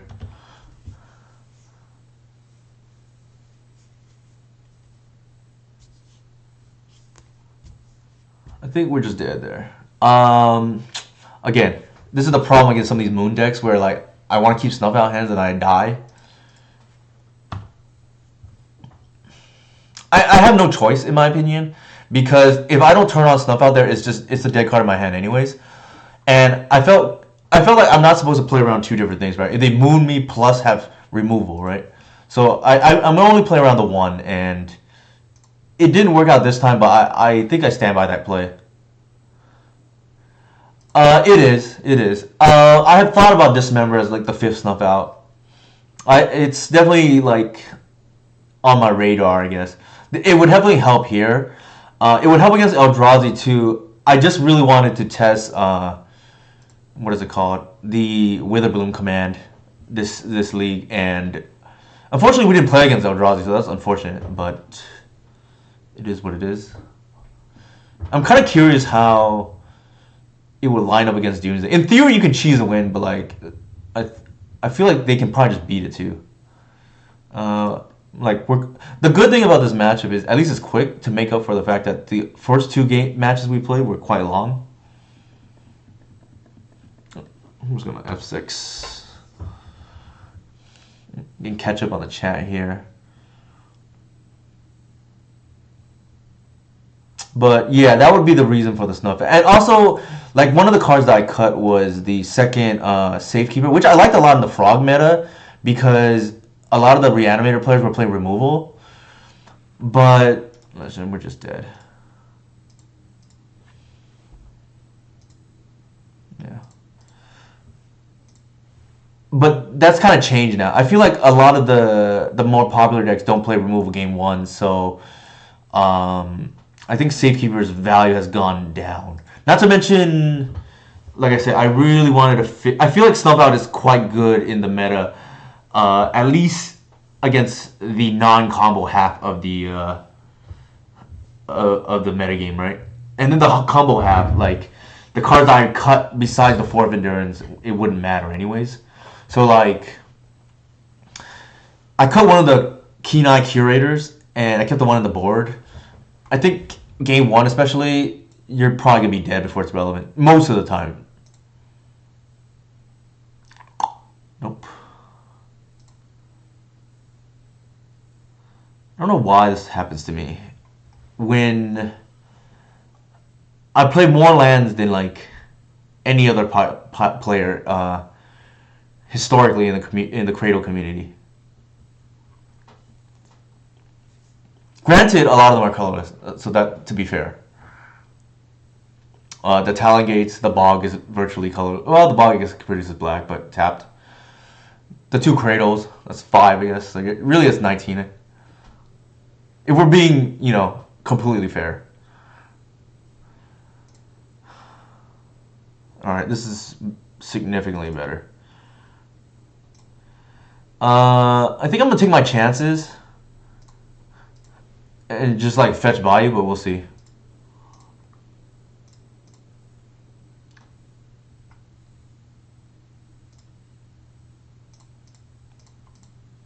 The reason being is if they remove the hierarch, I need to be able to cast the reliquary soon.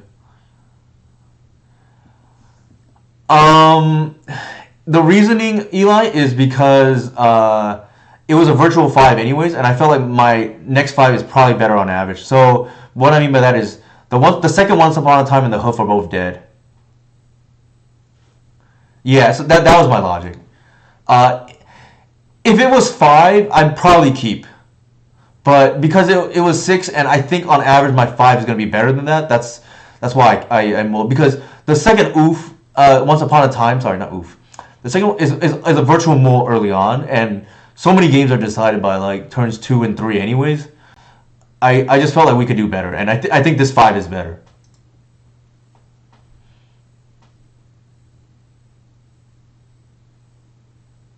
I think, well, they are definitely on some kind of ancient tomb deck. Maybe they're on Moon Stompy. They can't be an Eldrazi because of Mox, right? Ugh.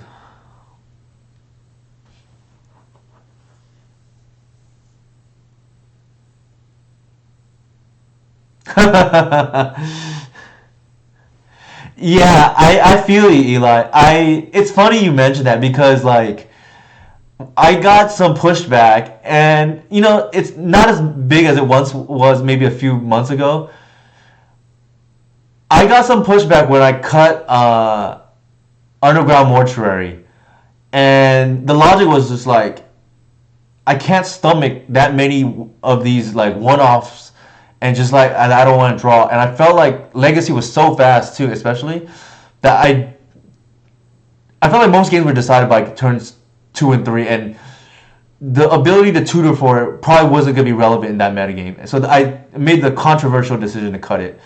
And I think in hindsight, I kind of I agreed with the decision that I made. Maybe they blow up this hierarchy. I don't know. I guess not.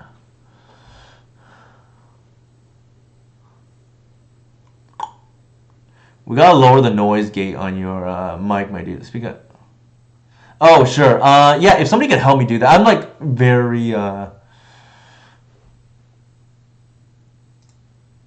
what's it called? I'm very not tech savvy, despite being an engineer. I think we're gonna go for the cheese win here.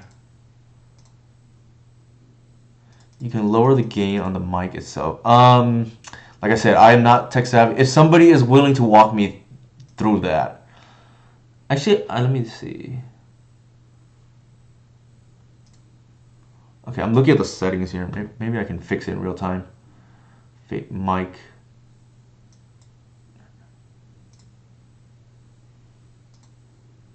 Okay, I'm gonna F6 while I look at this. Desktop, again, mic.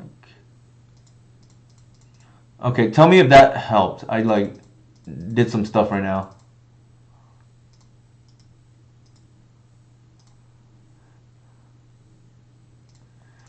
Yes, I can. I don't build rockets. I actually build the valves, the controller for the valves that go on rockets. So a slight just a difference, I know. But let me know if that helps. If it doesn't, then I tried, right? What did they get? Lattice? I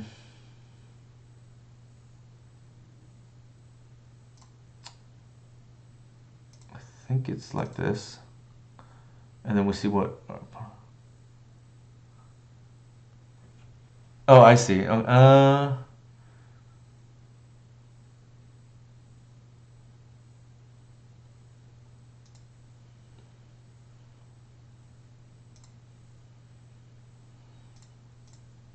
have a friend who is an auto mechanic who refuses.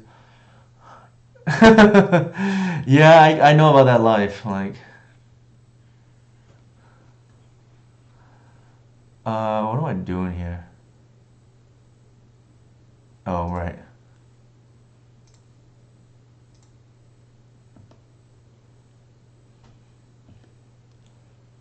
Yeah, it's funny. Like, my wife asks me all the time. She's like, "I thought you're an engineer. How come you don't know this like basic stuff with like iPhones and whatnot?" So it's a common thing because you build like these applications, but you never actually know how to use it. It's because it's two different things, right? And especially as a designer, usually you don't test your own stuff to like somebody else tests just because they want somebody who's not familiar with it so they can break it per se. And then when they break it, like if it finds like mistakes you may have made, so it's a good thing.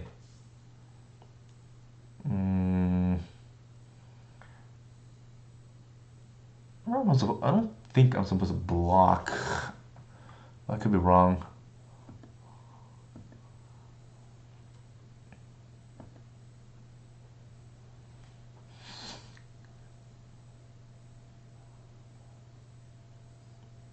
I don't want them killing my white.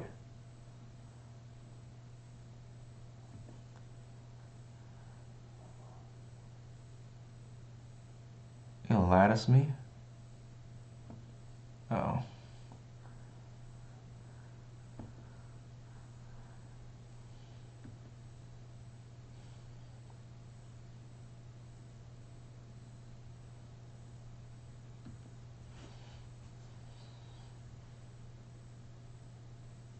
I think I messed up actually.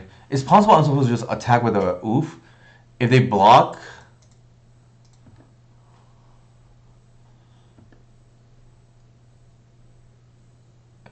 Yeah, it should be. We'll see. I think I did mess up though for what it's worth. I think I'm supposed to attack with a oof. Like if they want to block, they can block, and then I have the untapped talent gates to protect oof. Granted, they can't, kill it they can like get rid of it for one turn with bombardiers, but then that's only draw one. So one big mistake for me already. Let's hope they don't chain a second ring here. Sure.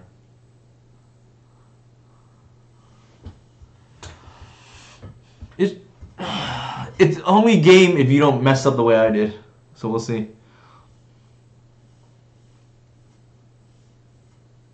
Actually, I'm gonna move the mic back. Does that help?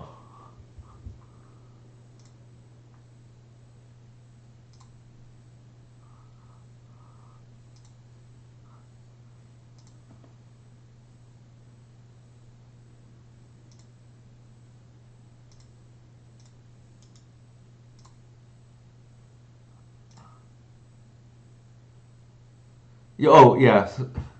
Did that help? I guess I'm testing 1 2 3. Testing 1 2 3.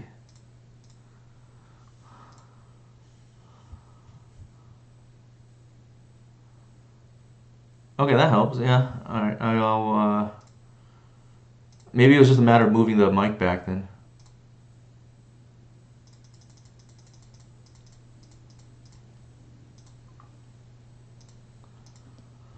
All right. What's going on here? The attack. I don't think I care, right?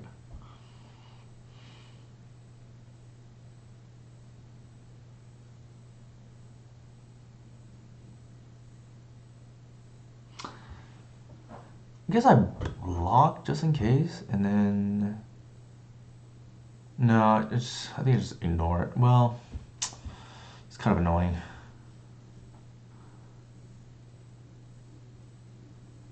Oh sure, yeah, that's fair.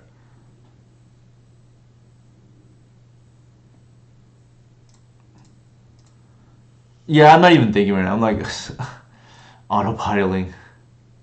Let's do this.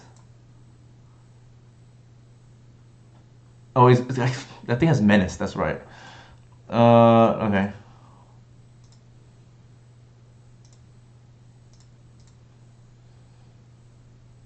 So that's 2.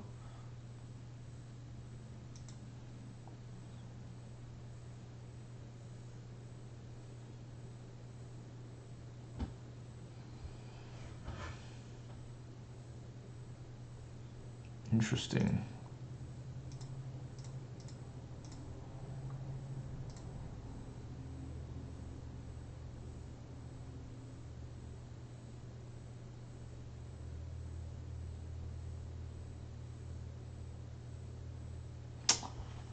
Let's try this.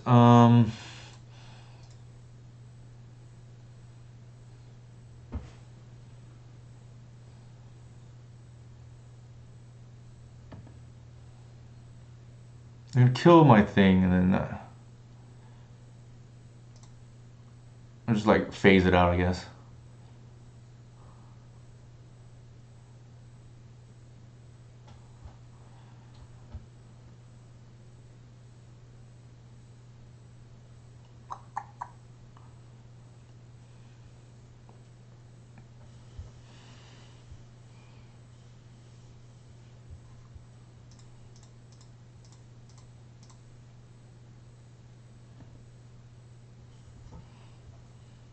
We have lethal next turn, so see what they have. Although, if they have a blocker, then that changes the math.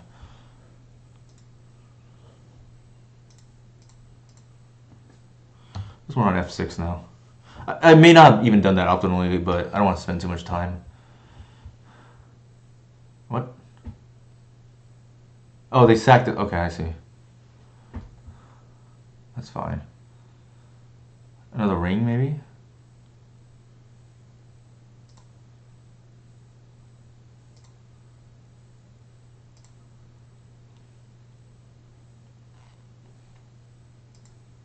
Maybe I didn't do that correctly. Certainly did not feel like I did that correctly, but we'll see. Well, actually, they could have sequenced it differently. I don't think it would have mattered. Ooh, we're one short, I think. Wait, 2, 4, 5, 6. No, we're one blue short. No, yeah, we're one blue short.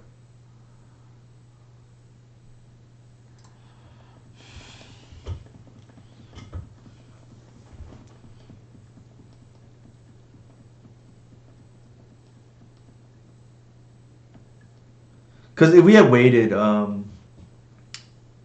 what could have happened was they would have just Fury first and then make us sack the Reclaimer, and then they do their land thing.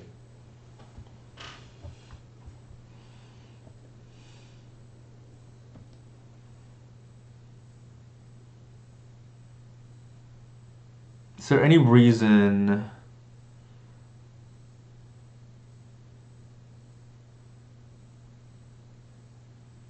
I'm trying to think, what am I trying to play around here? Like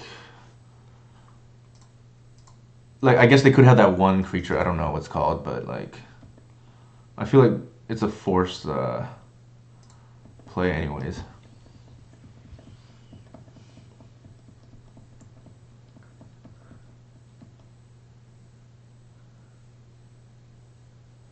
Yeah, if they don't block, then both Ancient Tombs are off. Hardcast Fury would be brutal here, or any Fury. Alright, like I said, I do like the... Granted, this is a different build. I do like the Moon matchup a little bit better than the... I do like the Moon matchup a little bit better than the Eldrazi matchup, because white is better just when it's big. K command answering white is like pretty gross. What do I want here?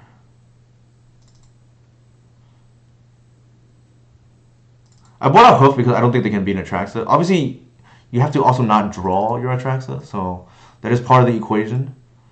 And I don't like Wasteland in this matchup because I feel like I'm not supposed to be Wasteland. They're the beat down.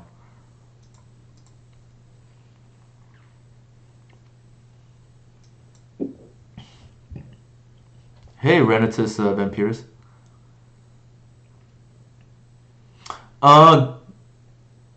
Oh, good question. Yeah, you're right, Eli. I didn't even think about that, but you are right. There's probably for sure a cut, but yeah. I forgot that they're running Karn in this list too, so there's just a lot of targets. I don't think I like Saga because they're a Moon deck, presumably, but I think I agree with your assessment there. It just didn't occur to me because I'm not used to yeah, Bomba for sure, and then Ring. I think most people are on 4, but I could be wrong. I don't know what the exact list is at the moment. But yeah, Karn is definitely the big addition there, and it didn't even occur to me because traditionally Needle's like bad in this matchup, but Needle's the Saga Needle package is only a recent addition, last week, and it has nothing really to do with the banning. It just so happened when I was in Asia, it was something I was thinking about because this deck can. Speaking of the devil, this deck can sometimes have problems against these go wide strategies because white can't connect, and these go wide strategies are often good needle target decks too, if that makes sense.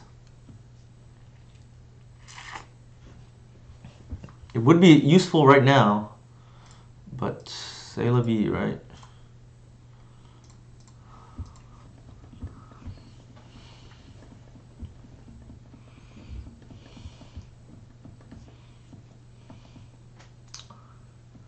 These Ancient 2 matchups obviously are very dependent on play draw. So there are just some hands like you're just never in the game because it didn't line up with the hands that they have. And I guess that's a sign of good deck building, right? Like um if you can beat hate, so to speak, if that makes sense. Nope, can't do anything about that. They're probably gonna blow. Ooh. Ooh. Yeah, I don't think we're beating this hand. Like, I guess we could have needled if we drew it against the ring. Well, we know to do that in game 3 now. It has, yeah. Cause like every color only has like certain things, and like red has really only fury. Um, green has obviously endurance, but that's literally for like combo decks. And green also has what is it called? Force of Vigor, but even prior to the ban, like the arguably the best deck in the format, arguably, was the Mystic Forge deck, and that deck is like not very weak to Force of Vigor at all.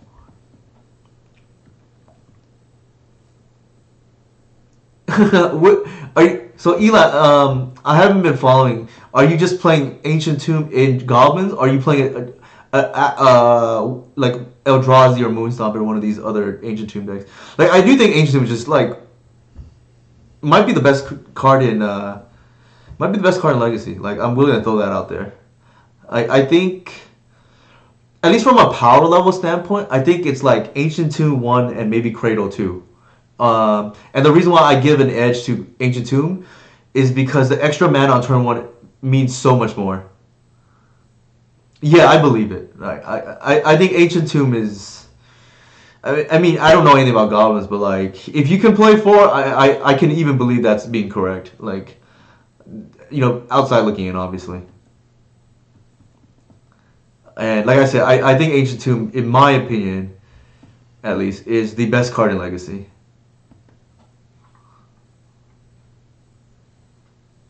And like I said, I think it's better than Cradle because you get the mana up front, and I think with how good the threats are now, snowballing 4 mana on turn 2 more or less, right? Like 2 plus the Ancient Tomb has made 4 mana.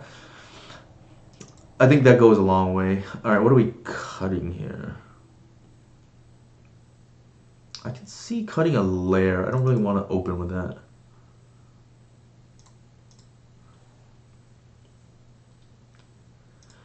Let me think about that. Yeah, or at least by the time you made pressure and then start attacking your life total, the gains are just like outweigh the drawback big time, right? Yeah, like Delver coming back maybe helps. I don't know too much about the. Oof, I don't think I want to keep this. It's kind of slow. Yeah, I don't think I can keep this. It's like all in on white, more or less.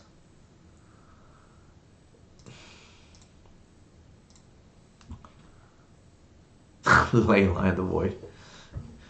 This is the second time in the last week that an Ancient Tomb player, has put Leyline in turn 0 against me. The other one was an Eldrazi player. Ooh. Alright. Punished.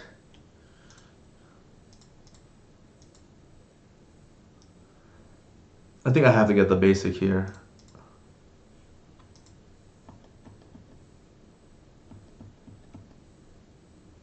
You don't get that. Are you talking about? It's because they want to shrink white, but it's pretty bad in my opinion. Sure, that makes sense. Whereas Eldrazi just makes literal sense because they have answers for your big creatures, right? In K command. Sure, that's fair, Eli. Yeah, literally for Moonstompy, if you outsize their creature, they can't win, or it's very difficult.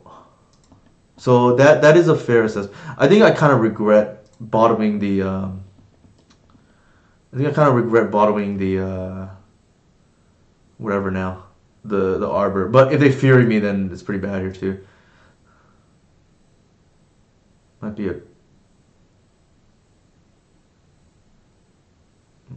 be a ring here or Karn here. What's 4?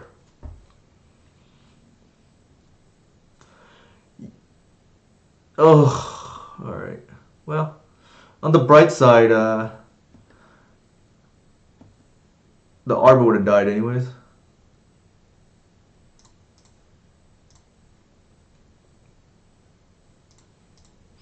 Also, I guess it leaves like all the other creatures like in confluence range of the future. I think we might just lost.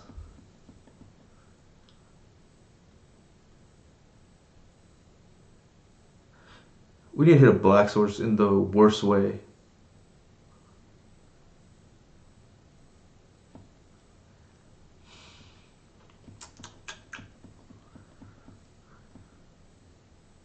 Do we mold? We might have mold.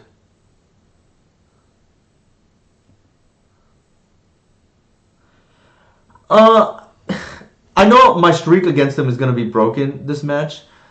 But I actually won my like last five or so against this matchup, and against, in my opinion, plans that were better too, like that didn't involve Leyline of the Void. But sometimes it just doesn't work out, right? It's not necessarily like you did something wrong.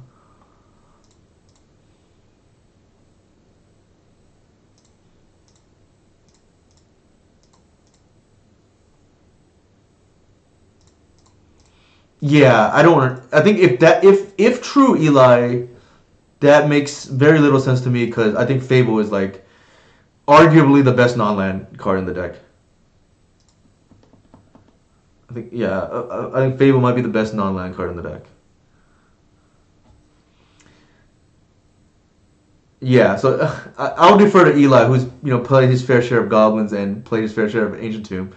But for anybody who even doubts Fable, up until I think the recent PT, it was like undefeated at the PT in terms of like never having lost, having always won every PT or something like that.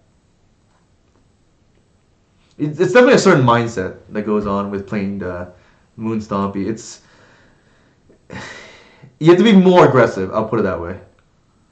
It's not for everyone. Like I would have problems, I think, playing Moon Stompy because I always think like kind of defensively naturally, and that's why I miss lethal a lot. Ooh, Jesus.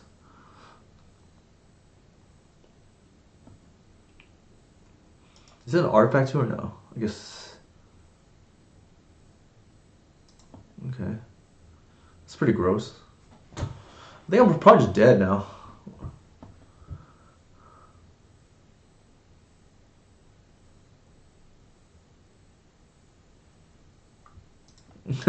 Yeah, and if you go in on the wrong plan, you lose on the spot. So that is the hard part about Moonstomp, before it's worth. It's very all in, but if you straddle the fence, you probably just lose.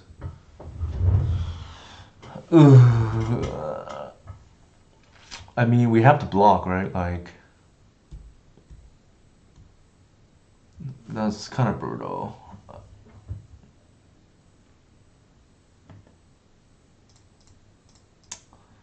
Feels bad. Well, let's see. This puts me to 10.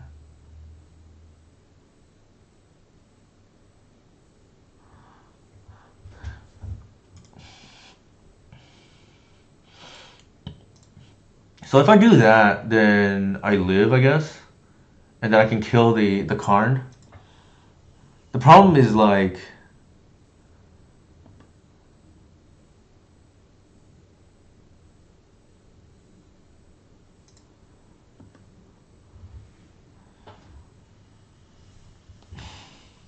Like I don't think I can. Wait, what's going on? Oh, I don't think I can win without white. So, and I have to hit the creep. I have to make combat damage. Ugh, that's kind of annoying.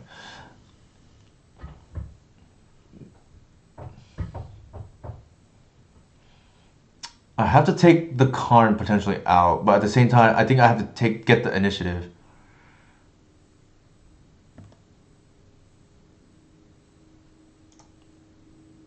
I think it's like this.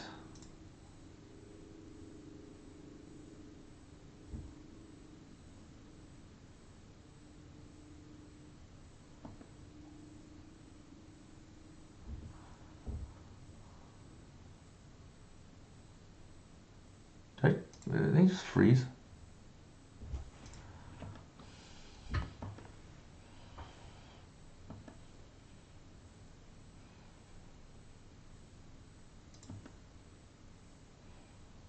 I think we have outs, but we'll see.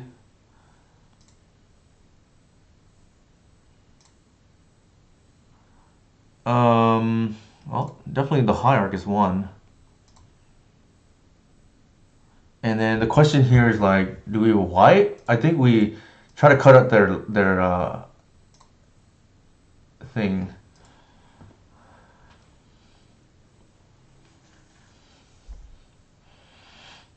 We're gonna Talon Gates the caves out, and then the idea with the oof is hopefully we can just like cut them off the mana. Like they only have one red, so that could be relevant. Phasing is pretty good here, yeah.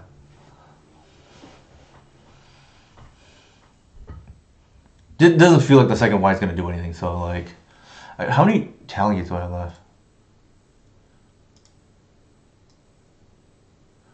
Looks like both, so that helps. What is it? Sure. It's pretty good against me, yeah.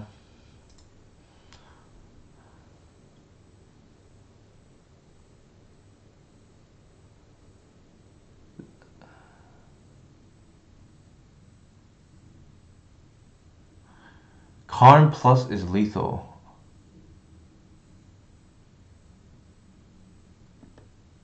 Okay, let me think about that. Oh, yeah. I have to block, if that's the case. Uh-oh, what's going on here? How were they able to... Oh, they had a spirit guide? Wow. Okay. Now we're just hosed, I guess.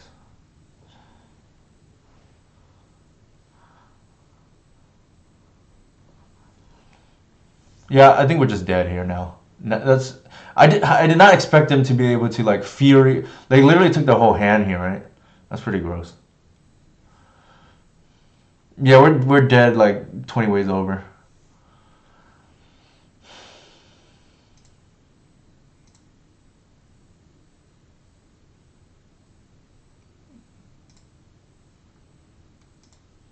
Maybe they screw up. I don't know.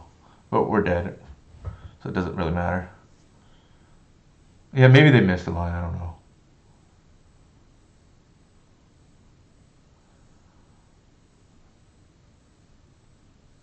Nope, they saw it. Alright. It wasn't meant to be, I guess. Was not meant to be. Alright, we're really struggling today. I think if one thing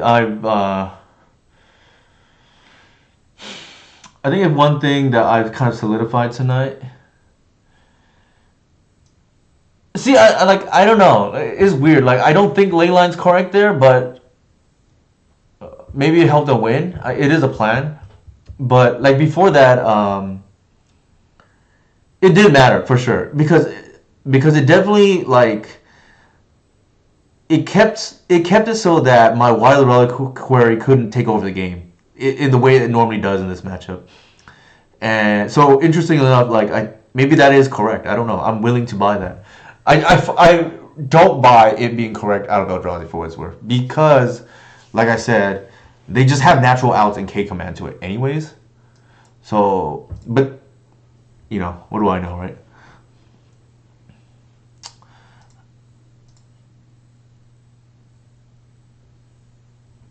So yeah, I'm willing to buy that because the argument is yeah, they literally cannot beat a water reliquary even under a moon, right? Where like it's not even getting lands that hurt you per se, but just like a 6/6 is very difficult for Moon Stompy to beat.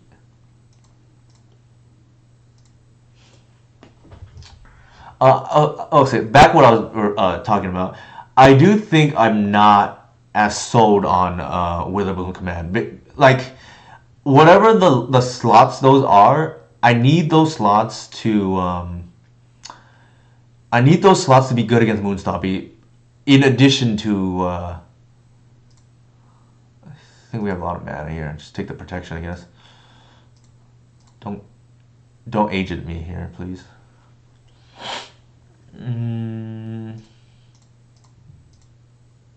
Yeah, I was ready to get just agent out of the game, right? Like, I was ready to just die to turn one ritual agent and just like lose the game. But that is I will say like that is one thing that I'm willing to just lose to. Like if they have it, they have it. I don't think there's any way to build this deck, such that we can beat that. Like we just have to either have natural removal in Talon Gates or like Dismember, but in general, like you just cannot beat that. If they have it turn one, I've beaten it before, and it's funny because I think it was yesterday or the day before, I don't remember what it was, where like an Amp player got me with it, and then they ended up losing the game because they didn't have pressure. It was actually kind of funny. I think here, like, it is funny, right? Because you wouldn't think, like, you can ritual it out, but I don't know what they're trying to beat aside from just maybe getting percentage points from, all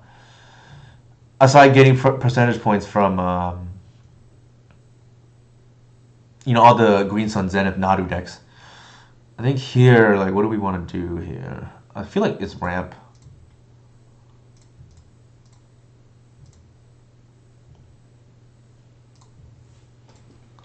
When in doubt, always ramp. I feel like the issue I have with the Reclaimer plus Safekeeper is then I don't have the mana to do anything meaningful the next turn.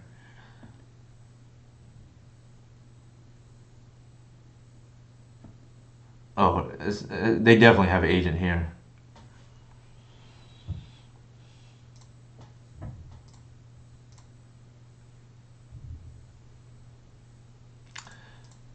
Yeah, but the problem is like I can't cast like then the Reclaimer's off, right? Like.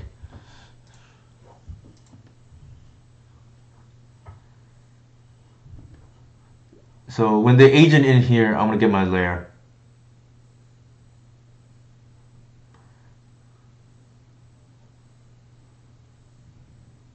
Are they really just not gonna do anything?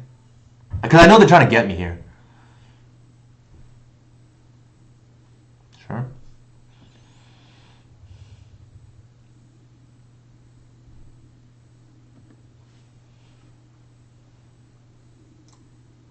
Play it first.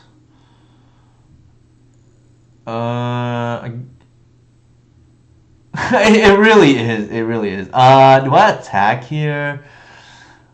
They could have Helm. Probably not worth it, I would say. So they're gonna pass again, or if they do it, then I'm gonna go ahead and fetch.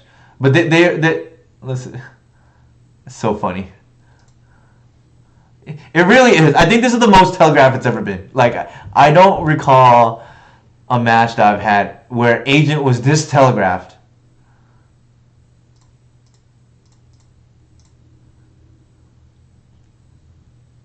And then it's really funny.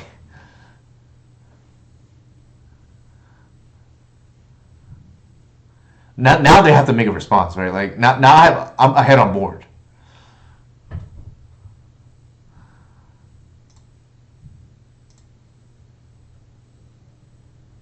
Yeah, they would. Now they're just like behind, and the minute they put it in, I'm just gonna activate.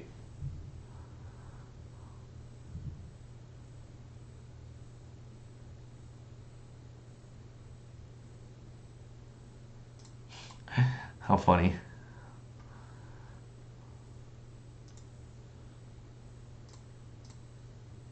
I know that. Oh, my opponent's probably pretty upset at themselves. They have nobody to blame, to be honest. They have nobody to blame but themselves here.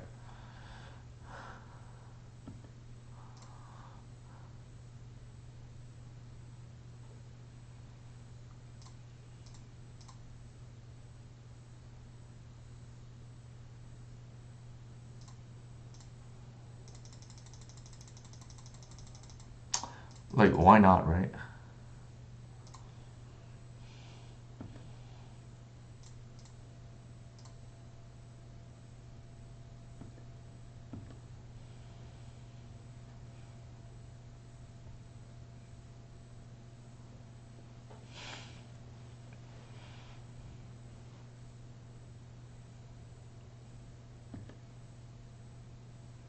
So I held the oof back because, in theory, they could have like the helm combo. Actually, I should have held the fetch. That was a mistake. Although to be fair, I have safekeeper, so there is use to playing lands.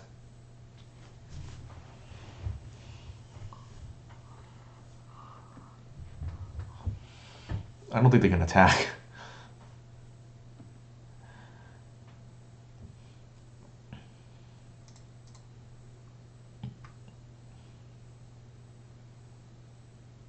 This is gross. Everybody in again. I'm not the best aggro player, but I will say one of the things I've been proud about in specifically 2024 is I've gotten a lot better at combat math. I'm not proficient by any means, but like definitely better than before. Second agent.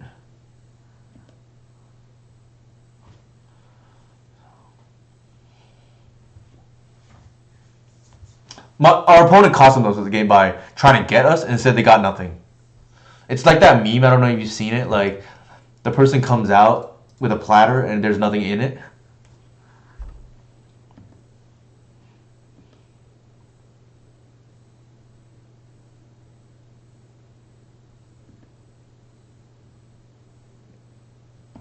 Our opponent is in a lot of trouble. We're gonna all in attack pretty soon.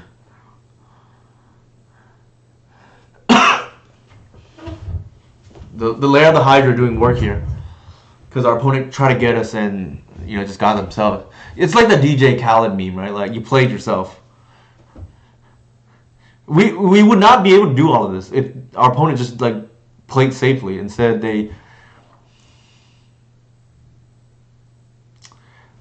messed up for sure. But like they were, I think at that point they're just hoping for a miracle, right? Like, all right, good thing we did not draw the wrong half of our deck here. This matchup is actually very difficult, and I would say like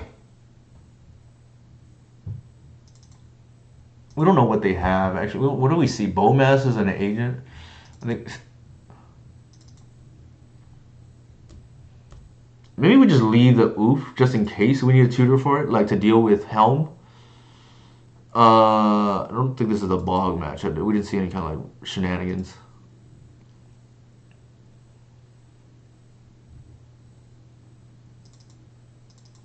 Actually, the Witherbloom command is probably decent. Actually, there's no targets. What am I saying?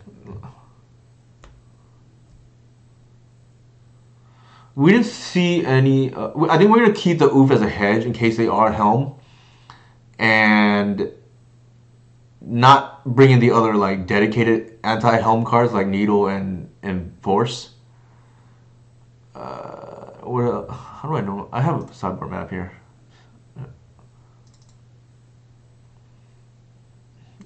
Granted, not exactly for this deck, but close enough.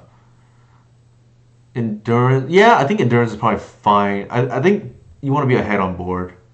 Thoughtseize can hit agent, but I don't think we want to fall behind. It's probably fine. I think I'm over the Witherbloom experiment already. This is a mole. This is what I mean. Like, I'm playing a lot of 15 green sources, and granted, I'm not seeing any of them. Like,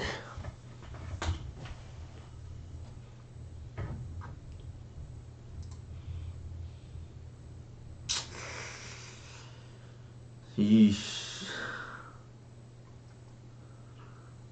It's crazy. I don't. It does nothing until turn 3. Well, I guess turn 1 sees, right? And then like this is kind of mediocre. Also, yeah. Here are my socials again. I think this is the mole. Better.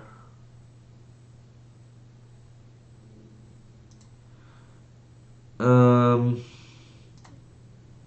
feel like they have to have agent, right? Like.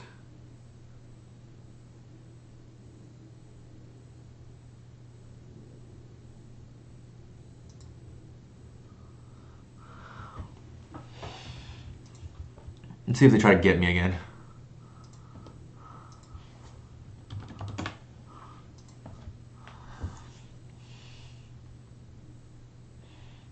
Who in the right mind pitches Dark Ritual?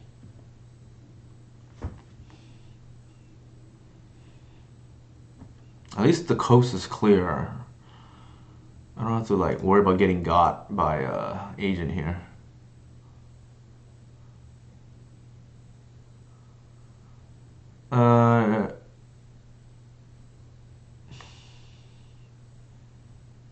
I guess the ramp.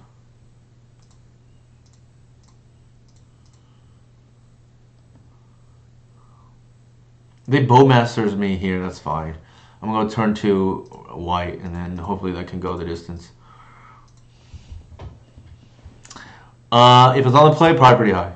Probably pretty high. If they always had it. Yeah, that's fine. I don't think I really care.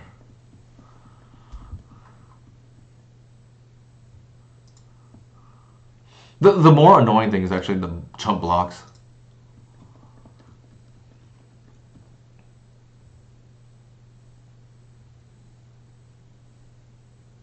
So we might lose this race now.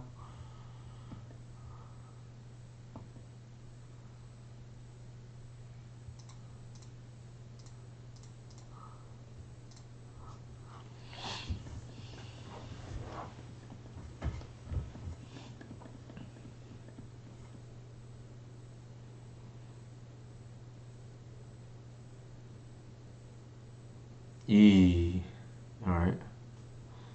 That's pretty gross. I think they're on Reanimator, actually.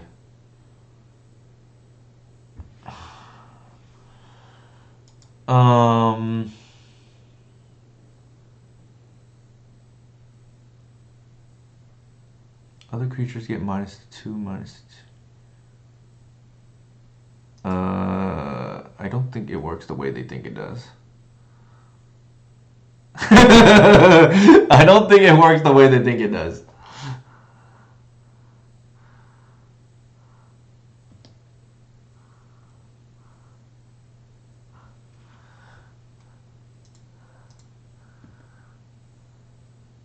I guess they can once?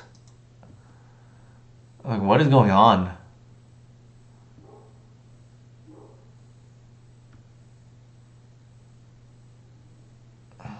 Interesting.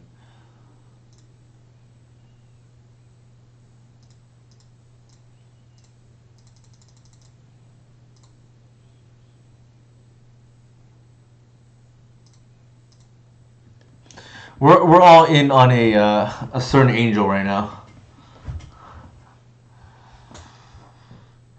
We'll go 9, sure.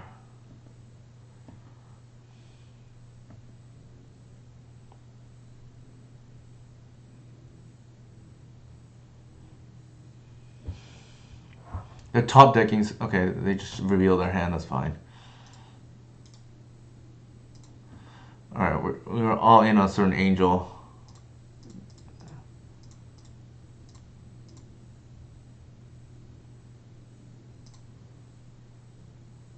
It is kind of hilarious. What are we keeping here?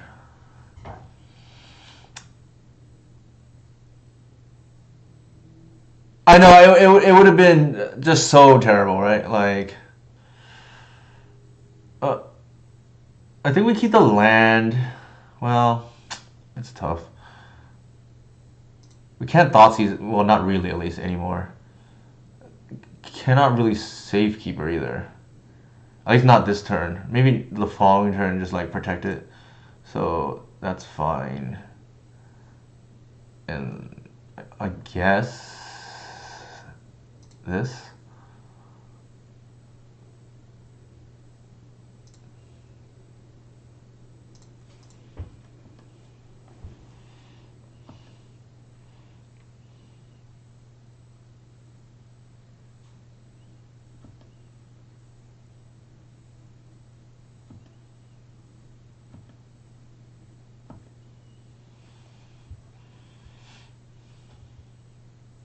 I could have fetched as well and then just like try to block the harvester, but then I think I'd rather just like play it safe.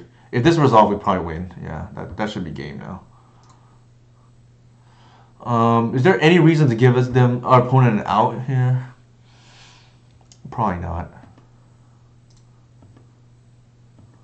Like we just play it safe. I don't see how they win here. And then we just hold up endurance, I guess.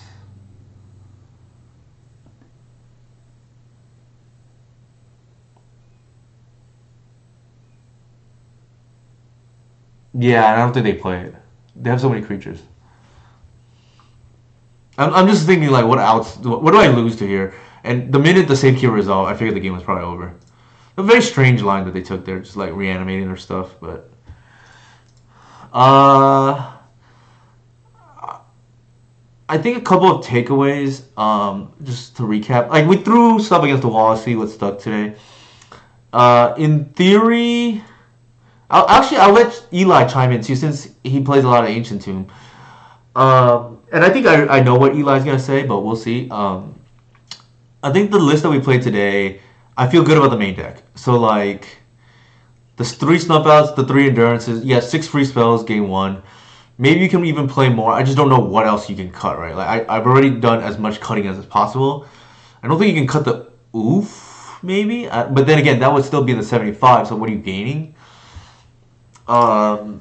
Maybe the Safekeeper is not. I still like Safekeeper because it's a 1-drop. Like I don't want to go too low on 1s. And I also like, against like a slower deck like Control, you go like turn 2 white, Cradle, green stone for 1, and that probably beats most fair decks. So I do want the 1 to with that play pattern.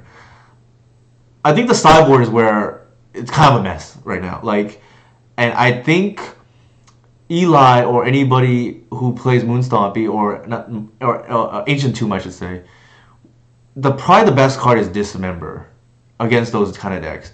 But because, at least for me, I've been losing to like the Flesh Rakers turn 2. Like you're down to like 5 or dead, right? Like they have like turn 1 Lotus Petal, or well, they go like turn 1 something, turn 2 Eye, and they go Flesh Raker, Petal, command you for a bunch. It isn't? Okay, interesting. Like, how does it typically play out for you, Eli? Granted, different decks, I understand. But, like, for me, I guess I kind of shrug it off because it is what it is. But, like, I've been virtually dying or dead, like, the last 2 times. Game 3 against Eldrazi, where I lost game 1 because, I didn't have snuff outs. Win game 2 because I'm on the play.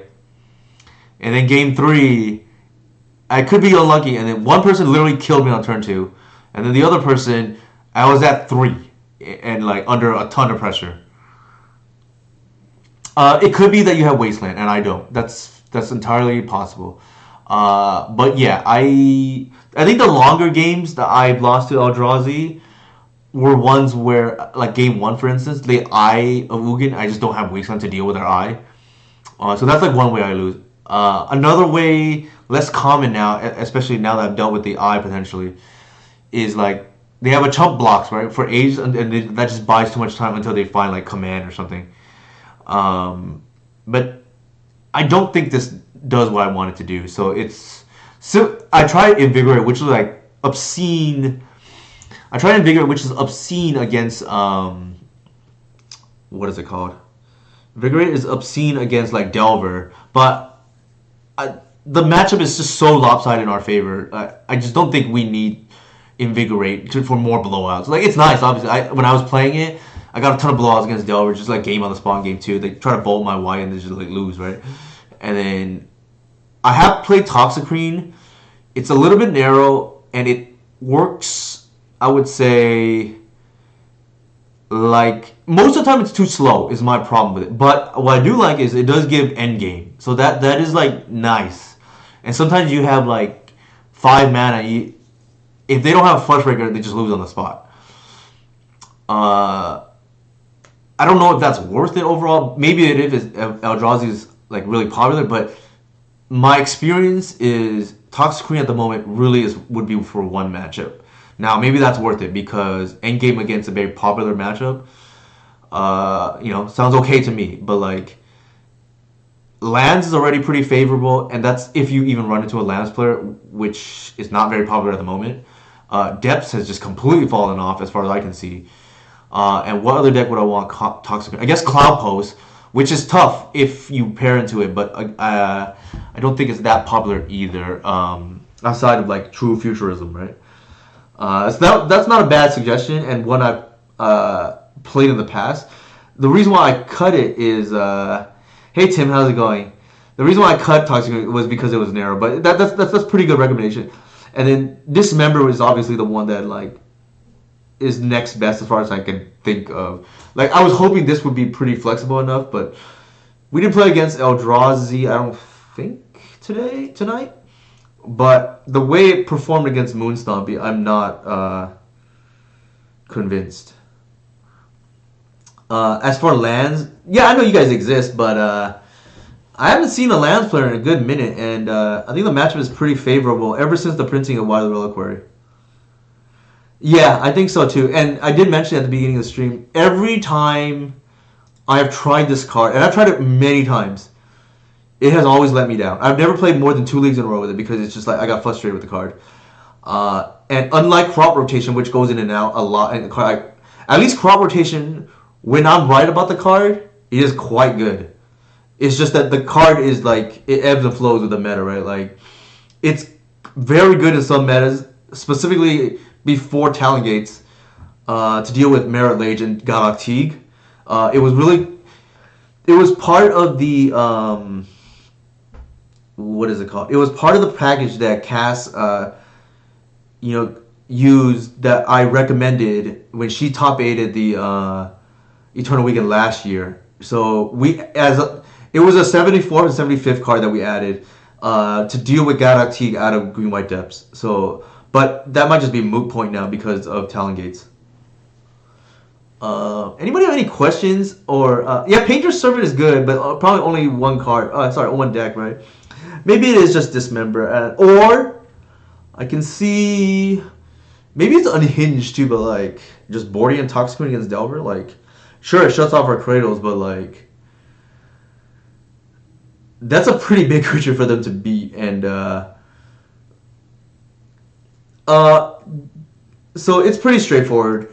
There are a lot of these like go wide strategies where Wide of the Reliquary can sometimes have trouble closing out. Like since Eli's here, Job's here, like Cradle is like one of them, like the elf version especially, where you can have a trouble closing. Goblins is another one. These decks that essentially, or Fleshraker decks, like sometimes White has a trouble of closing out because you can't kill them fast enough before they kill you, right? Because of the chump blocks. And turning White into a hate piece, because what you can do with Reclaimer and White is,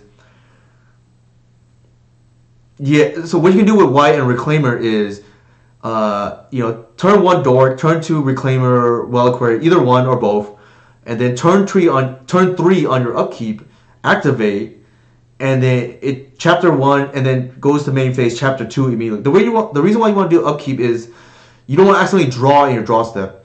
And then it has turn 4 Needle, and Needle tends to be good, is very good against like these Nadu decks. So even though White closes the game slower against these go wide strategies, they are under a hate piece too. So their clock is significantly slower is the logic. And I've tried it now in previous iterations with only Reclaimer. I didn't think it was worth it at the time because you have to eat up a slot with Saga. And Saga is a very awkward card in general in this deck. But with 8 cards, and especially with Why the Reliquary being the best creature in the deck, I felt like that was worth it now because you have 8 tutors for it instead of, or 12 with Green Sun technically, but you have 8 tutors for it now to essentially effectively put your opponent on a 1-turn clock, more or less, because you activate on upkeep, like I said, to speed it up 1 turn on to get to chapter 3, and then your opponent is under presumably a second hate piece because you drew like a snuff out or something, but that's the main logic. Yeah, like if you're gonna board an artifact removal against this deck, I'm taking that as a win, right? Like there's literally no other target, so it had to be something like Witherbloom Command or like something flexible like that, or I guess these Goblin decks, I guess like they have potentially Confluence or one of those like artifact destruction decks, flexible upgrade type style decks. But yeah, it didn't seem very impressive to me. I did like the main deck for what it's worth. 3/3. It lowers the risk of drawing 2 when they're not live, and when they're live, they probably win you the game. Not to mention, this is still good against Delver. Like that's still a thing. Not that I'm like too concerned about the matchup. I think that it's like pretty favorable. But it does help against Eldrazi and Nadu. Those are the big ones, and those being very popular decks, I think. And with Frog being out of the metagame now, I think the time is ripe for main deck snuff out again. I would play 4, but you probably just auto lose game 1 to control, right? Like if there's those people still trying to force control in this kind of metagame, but I think where the sideboard is, maybe the Coxsacreen is the answer because Eldrazi is like, I showed it earlier, right? Here's Eldrazi. I think it was the #1 deck like in the last week. In terms of popularity, at least. All right, so Eldrazi won. Delver presumably on the uptick again, and maybe 7% is worth a Toxicrene in the sideboard. I'm not sure, but I'm willing to buy that. I'd have to run like my pseudo calculator to see if it's worth it. Anybody have any questions for me? Also, Layla of the Void. I'm sure people are going to ask me about that. It is because there is an uptick in Oops All Spells. Maybe that is like an unjustified fear that maybe will solve itself. I am of the belief right now that this deck is for real. So I'm a little bit nervous about that and the Echo decks. So if I play against Mike, who's got my number in a number of matchups, so to speak, right? Like whether it be Doomsday. I actually like the Doomsday if outside of Mike, who I think is the only Doomsday player with a positive record against me because he knows how Cradle functions. So he's the perfect test pilot in the sense that he knows all of our choke points. So it's really good testing, if that makes sense. Whereas the average Doomsday player and the average Cradle player, it's almost like 2 shits in that. I feel like the average Doomsday player probably doesn't know the Cradle choke points and vice versa. Whereas I think playing against Mike, I think is pretty good practice for that reason. Yeah, Fairy's weird against Oops for sure. Not to mention you hit the Echo decks, like I said. Anybody have any last suggestions, I guess? Like, I think what to me are locks are Saga, Needle, Endurance Force, the 4 Thought Seizes, and the Snuff Outs. I think everything else is fluid. Like, I'm not married to Wasteland, but I kind of like it in theory right now. I'm not married to Curator. I'm not married to the Leylines. I'm not married to Command. No, it's because it's twofold. One, I don't like 4-ofs in the sideboard because they're easy to play around. That's number 1. Number 2 is with a 4 endurance deck, you become a little bit too unbalanced. Is probably the right word I can say, because you beat the graveyard decks, but then you don't beat a lot of these other combo decks, and there's diminishing returns because I think you are pretty ahead in the graveyard matchups anyways. And also two copies is very difficult to play around. And I'm tempted to actually only play one because there's no way they're boarding Graveyard Hate against us. And if you have the 11% chance of opening with Leyline, you probably win on the spot against these Graveyard decks. Like 11% equity where there's no way they're bringing in Graveyard Hate is kind of insane. I'm not sure it is, but it's mostly there because it maps against Delver too. Like, I have toyed with the idea that I'm just do the bare minimum against Delver, and I kind of already am because of Wasteland, but maybe this card could be something else against Delver. I just don't know what it would be, is the problem. Like, I don't know what is good against Delver, but good against some of these other matchups I'm targeting, like Eldrazi. I guess Dismember is one thing. But then ideally against Delver, I want to board out 6 cards, right? 1 in Collector Oof and 5 natural order package. Yeah, so for instance, like if you have 20 graveyard cards, at some point, like cards 16 and on or 10 and on, it's just not gonna matter, right? Like, so I think about like how dense I want the deck to be against graveyard. So turn 0, you have so you have 6 cards, right? 4 endurance and 2 leyline. Like that's enough turn 0 hate for me because getting to Reclaimer and Reliquary is pretty strong. Like either one probably just locks up the game because without Frog, Reanimator is a lot more linear. And you don't want to overdo it because then you just lose to something like Show and Tell, right? Like, for example, not necessarily Show and Tell, but I'm just giving an example. Because your hate is too linear. I forgot what I was going to say. But yeah, if there's something better than Curator, I'm all ears. The other reason why I like Curator too, and this is like less important, is because it's a way for people. It's a way to beat Harbinger or Moon, where it can get into a board stall otherwise, because then your white can't really. I guess like some of these decks have like Bowmaster, so it takes forever to get through, right? So you have a way that beats Harbinger, because you're not like reliant on your lands, but at the same time you can get through their chump blocks. Okay, so anybody have any other questions? Otherwise, I'll go ahead and rate. Actually, hopefully everybody enjoyed the stream tonight. I know I only went 2-3, but I actually had a lot of fun tonight. I think what helped was I think chat was pretty awesome tonight. Not that chat never is, but I think chat was awesome, and I think just having the mindset of definitely had more fun tonight's stream, even though I went 2-3 than last week, because I think we learned a lot, right? Like we took a new main deck and a new sideboard and just like kind of empirically decide what we liked and what we didn't like. Okay, without rambling on too much longer, I will go ahead and raid. Looks like the EBFG is streaming Legacy, so I'll raid them since they're actually I'll raid Legacy since it's a Legacy stream. So, and here's my socials, and we'll raid the BEBFG.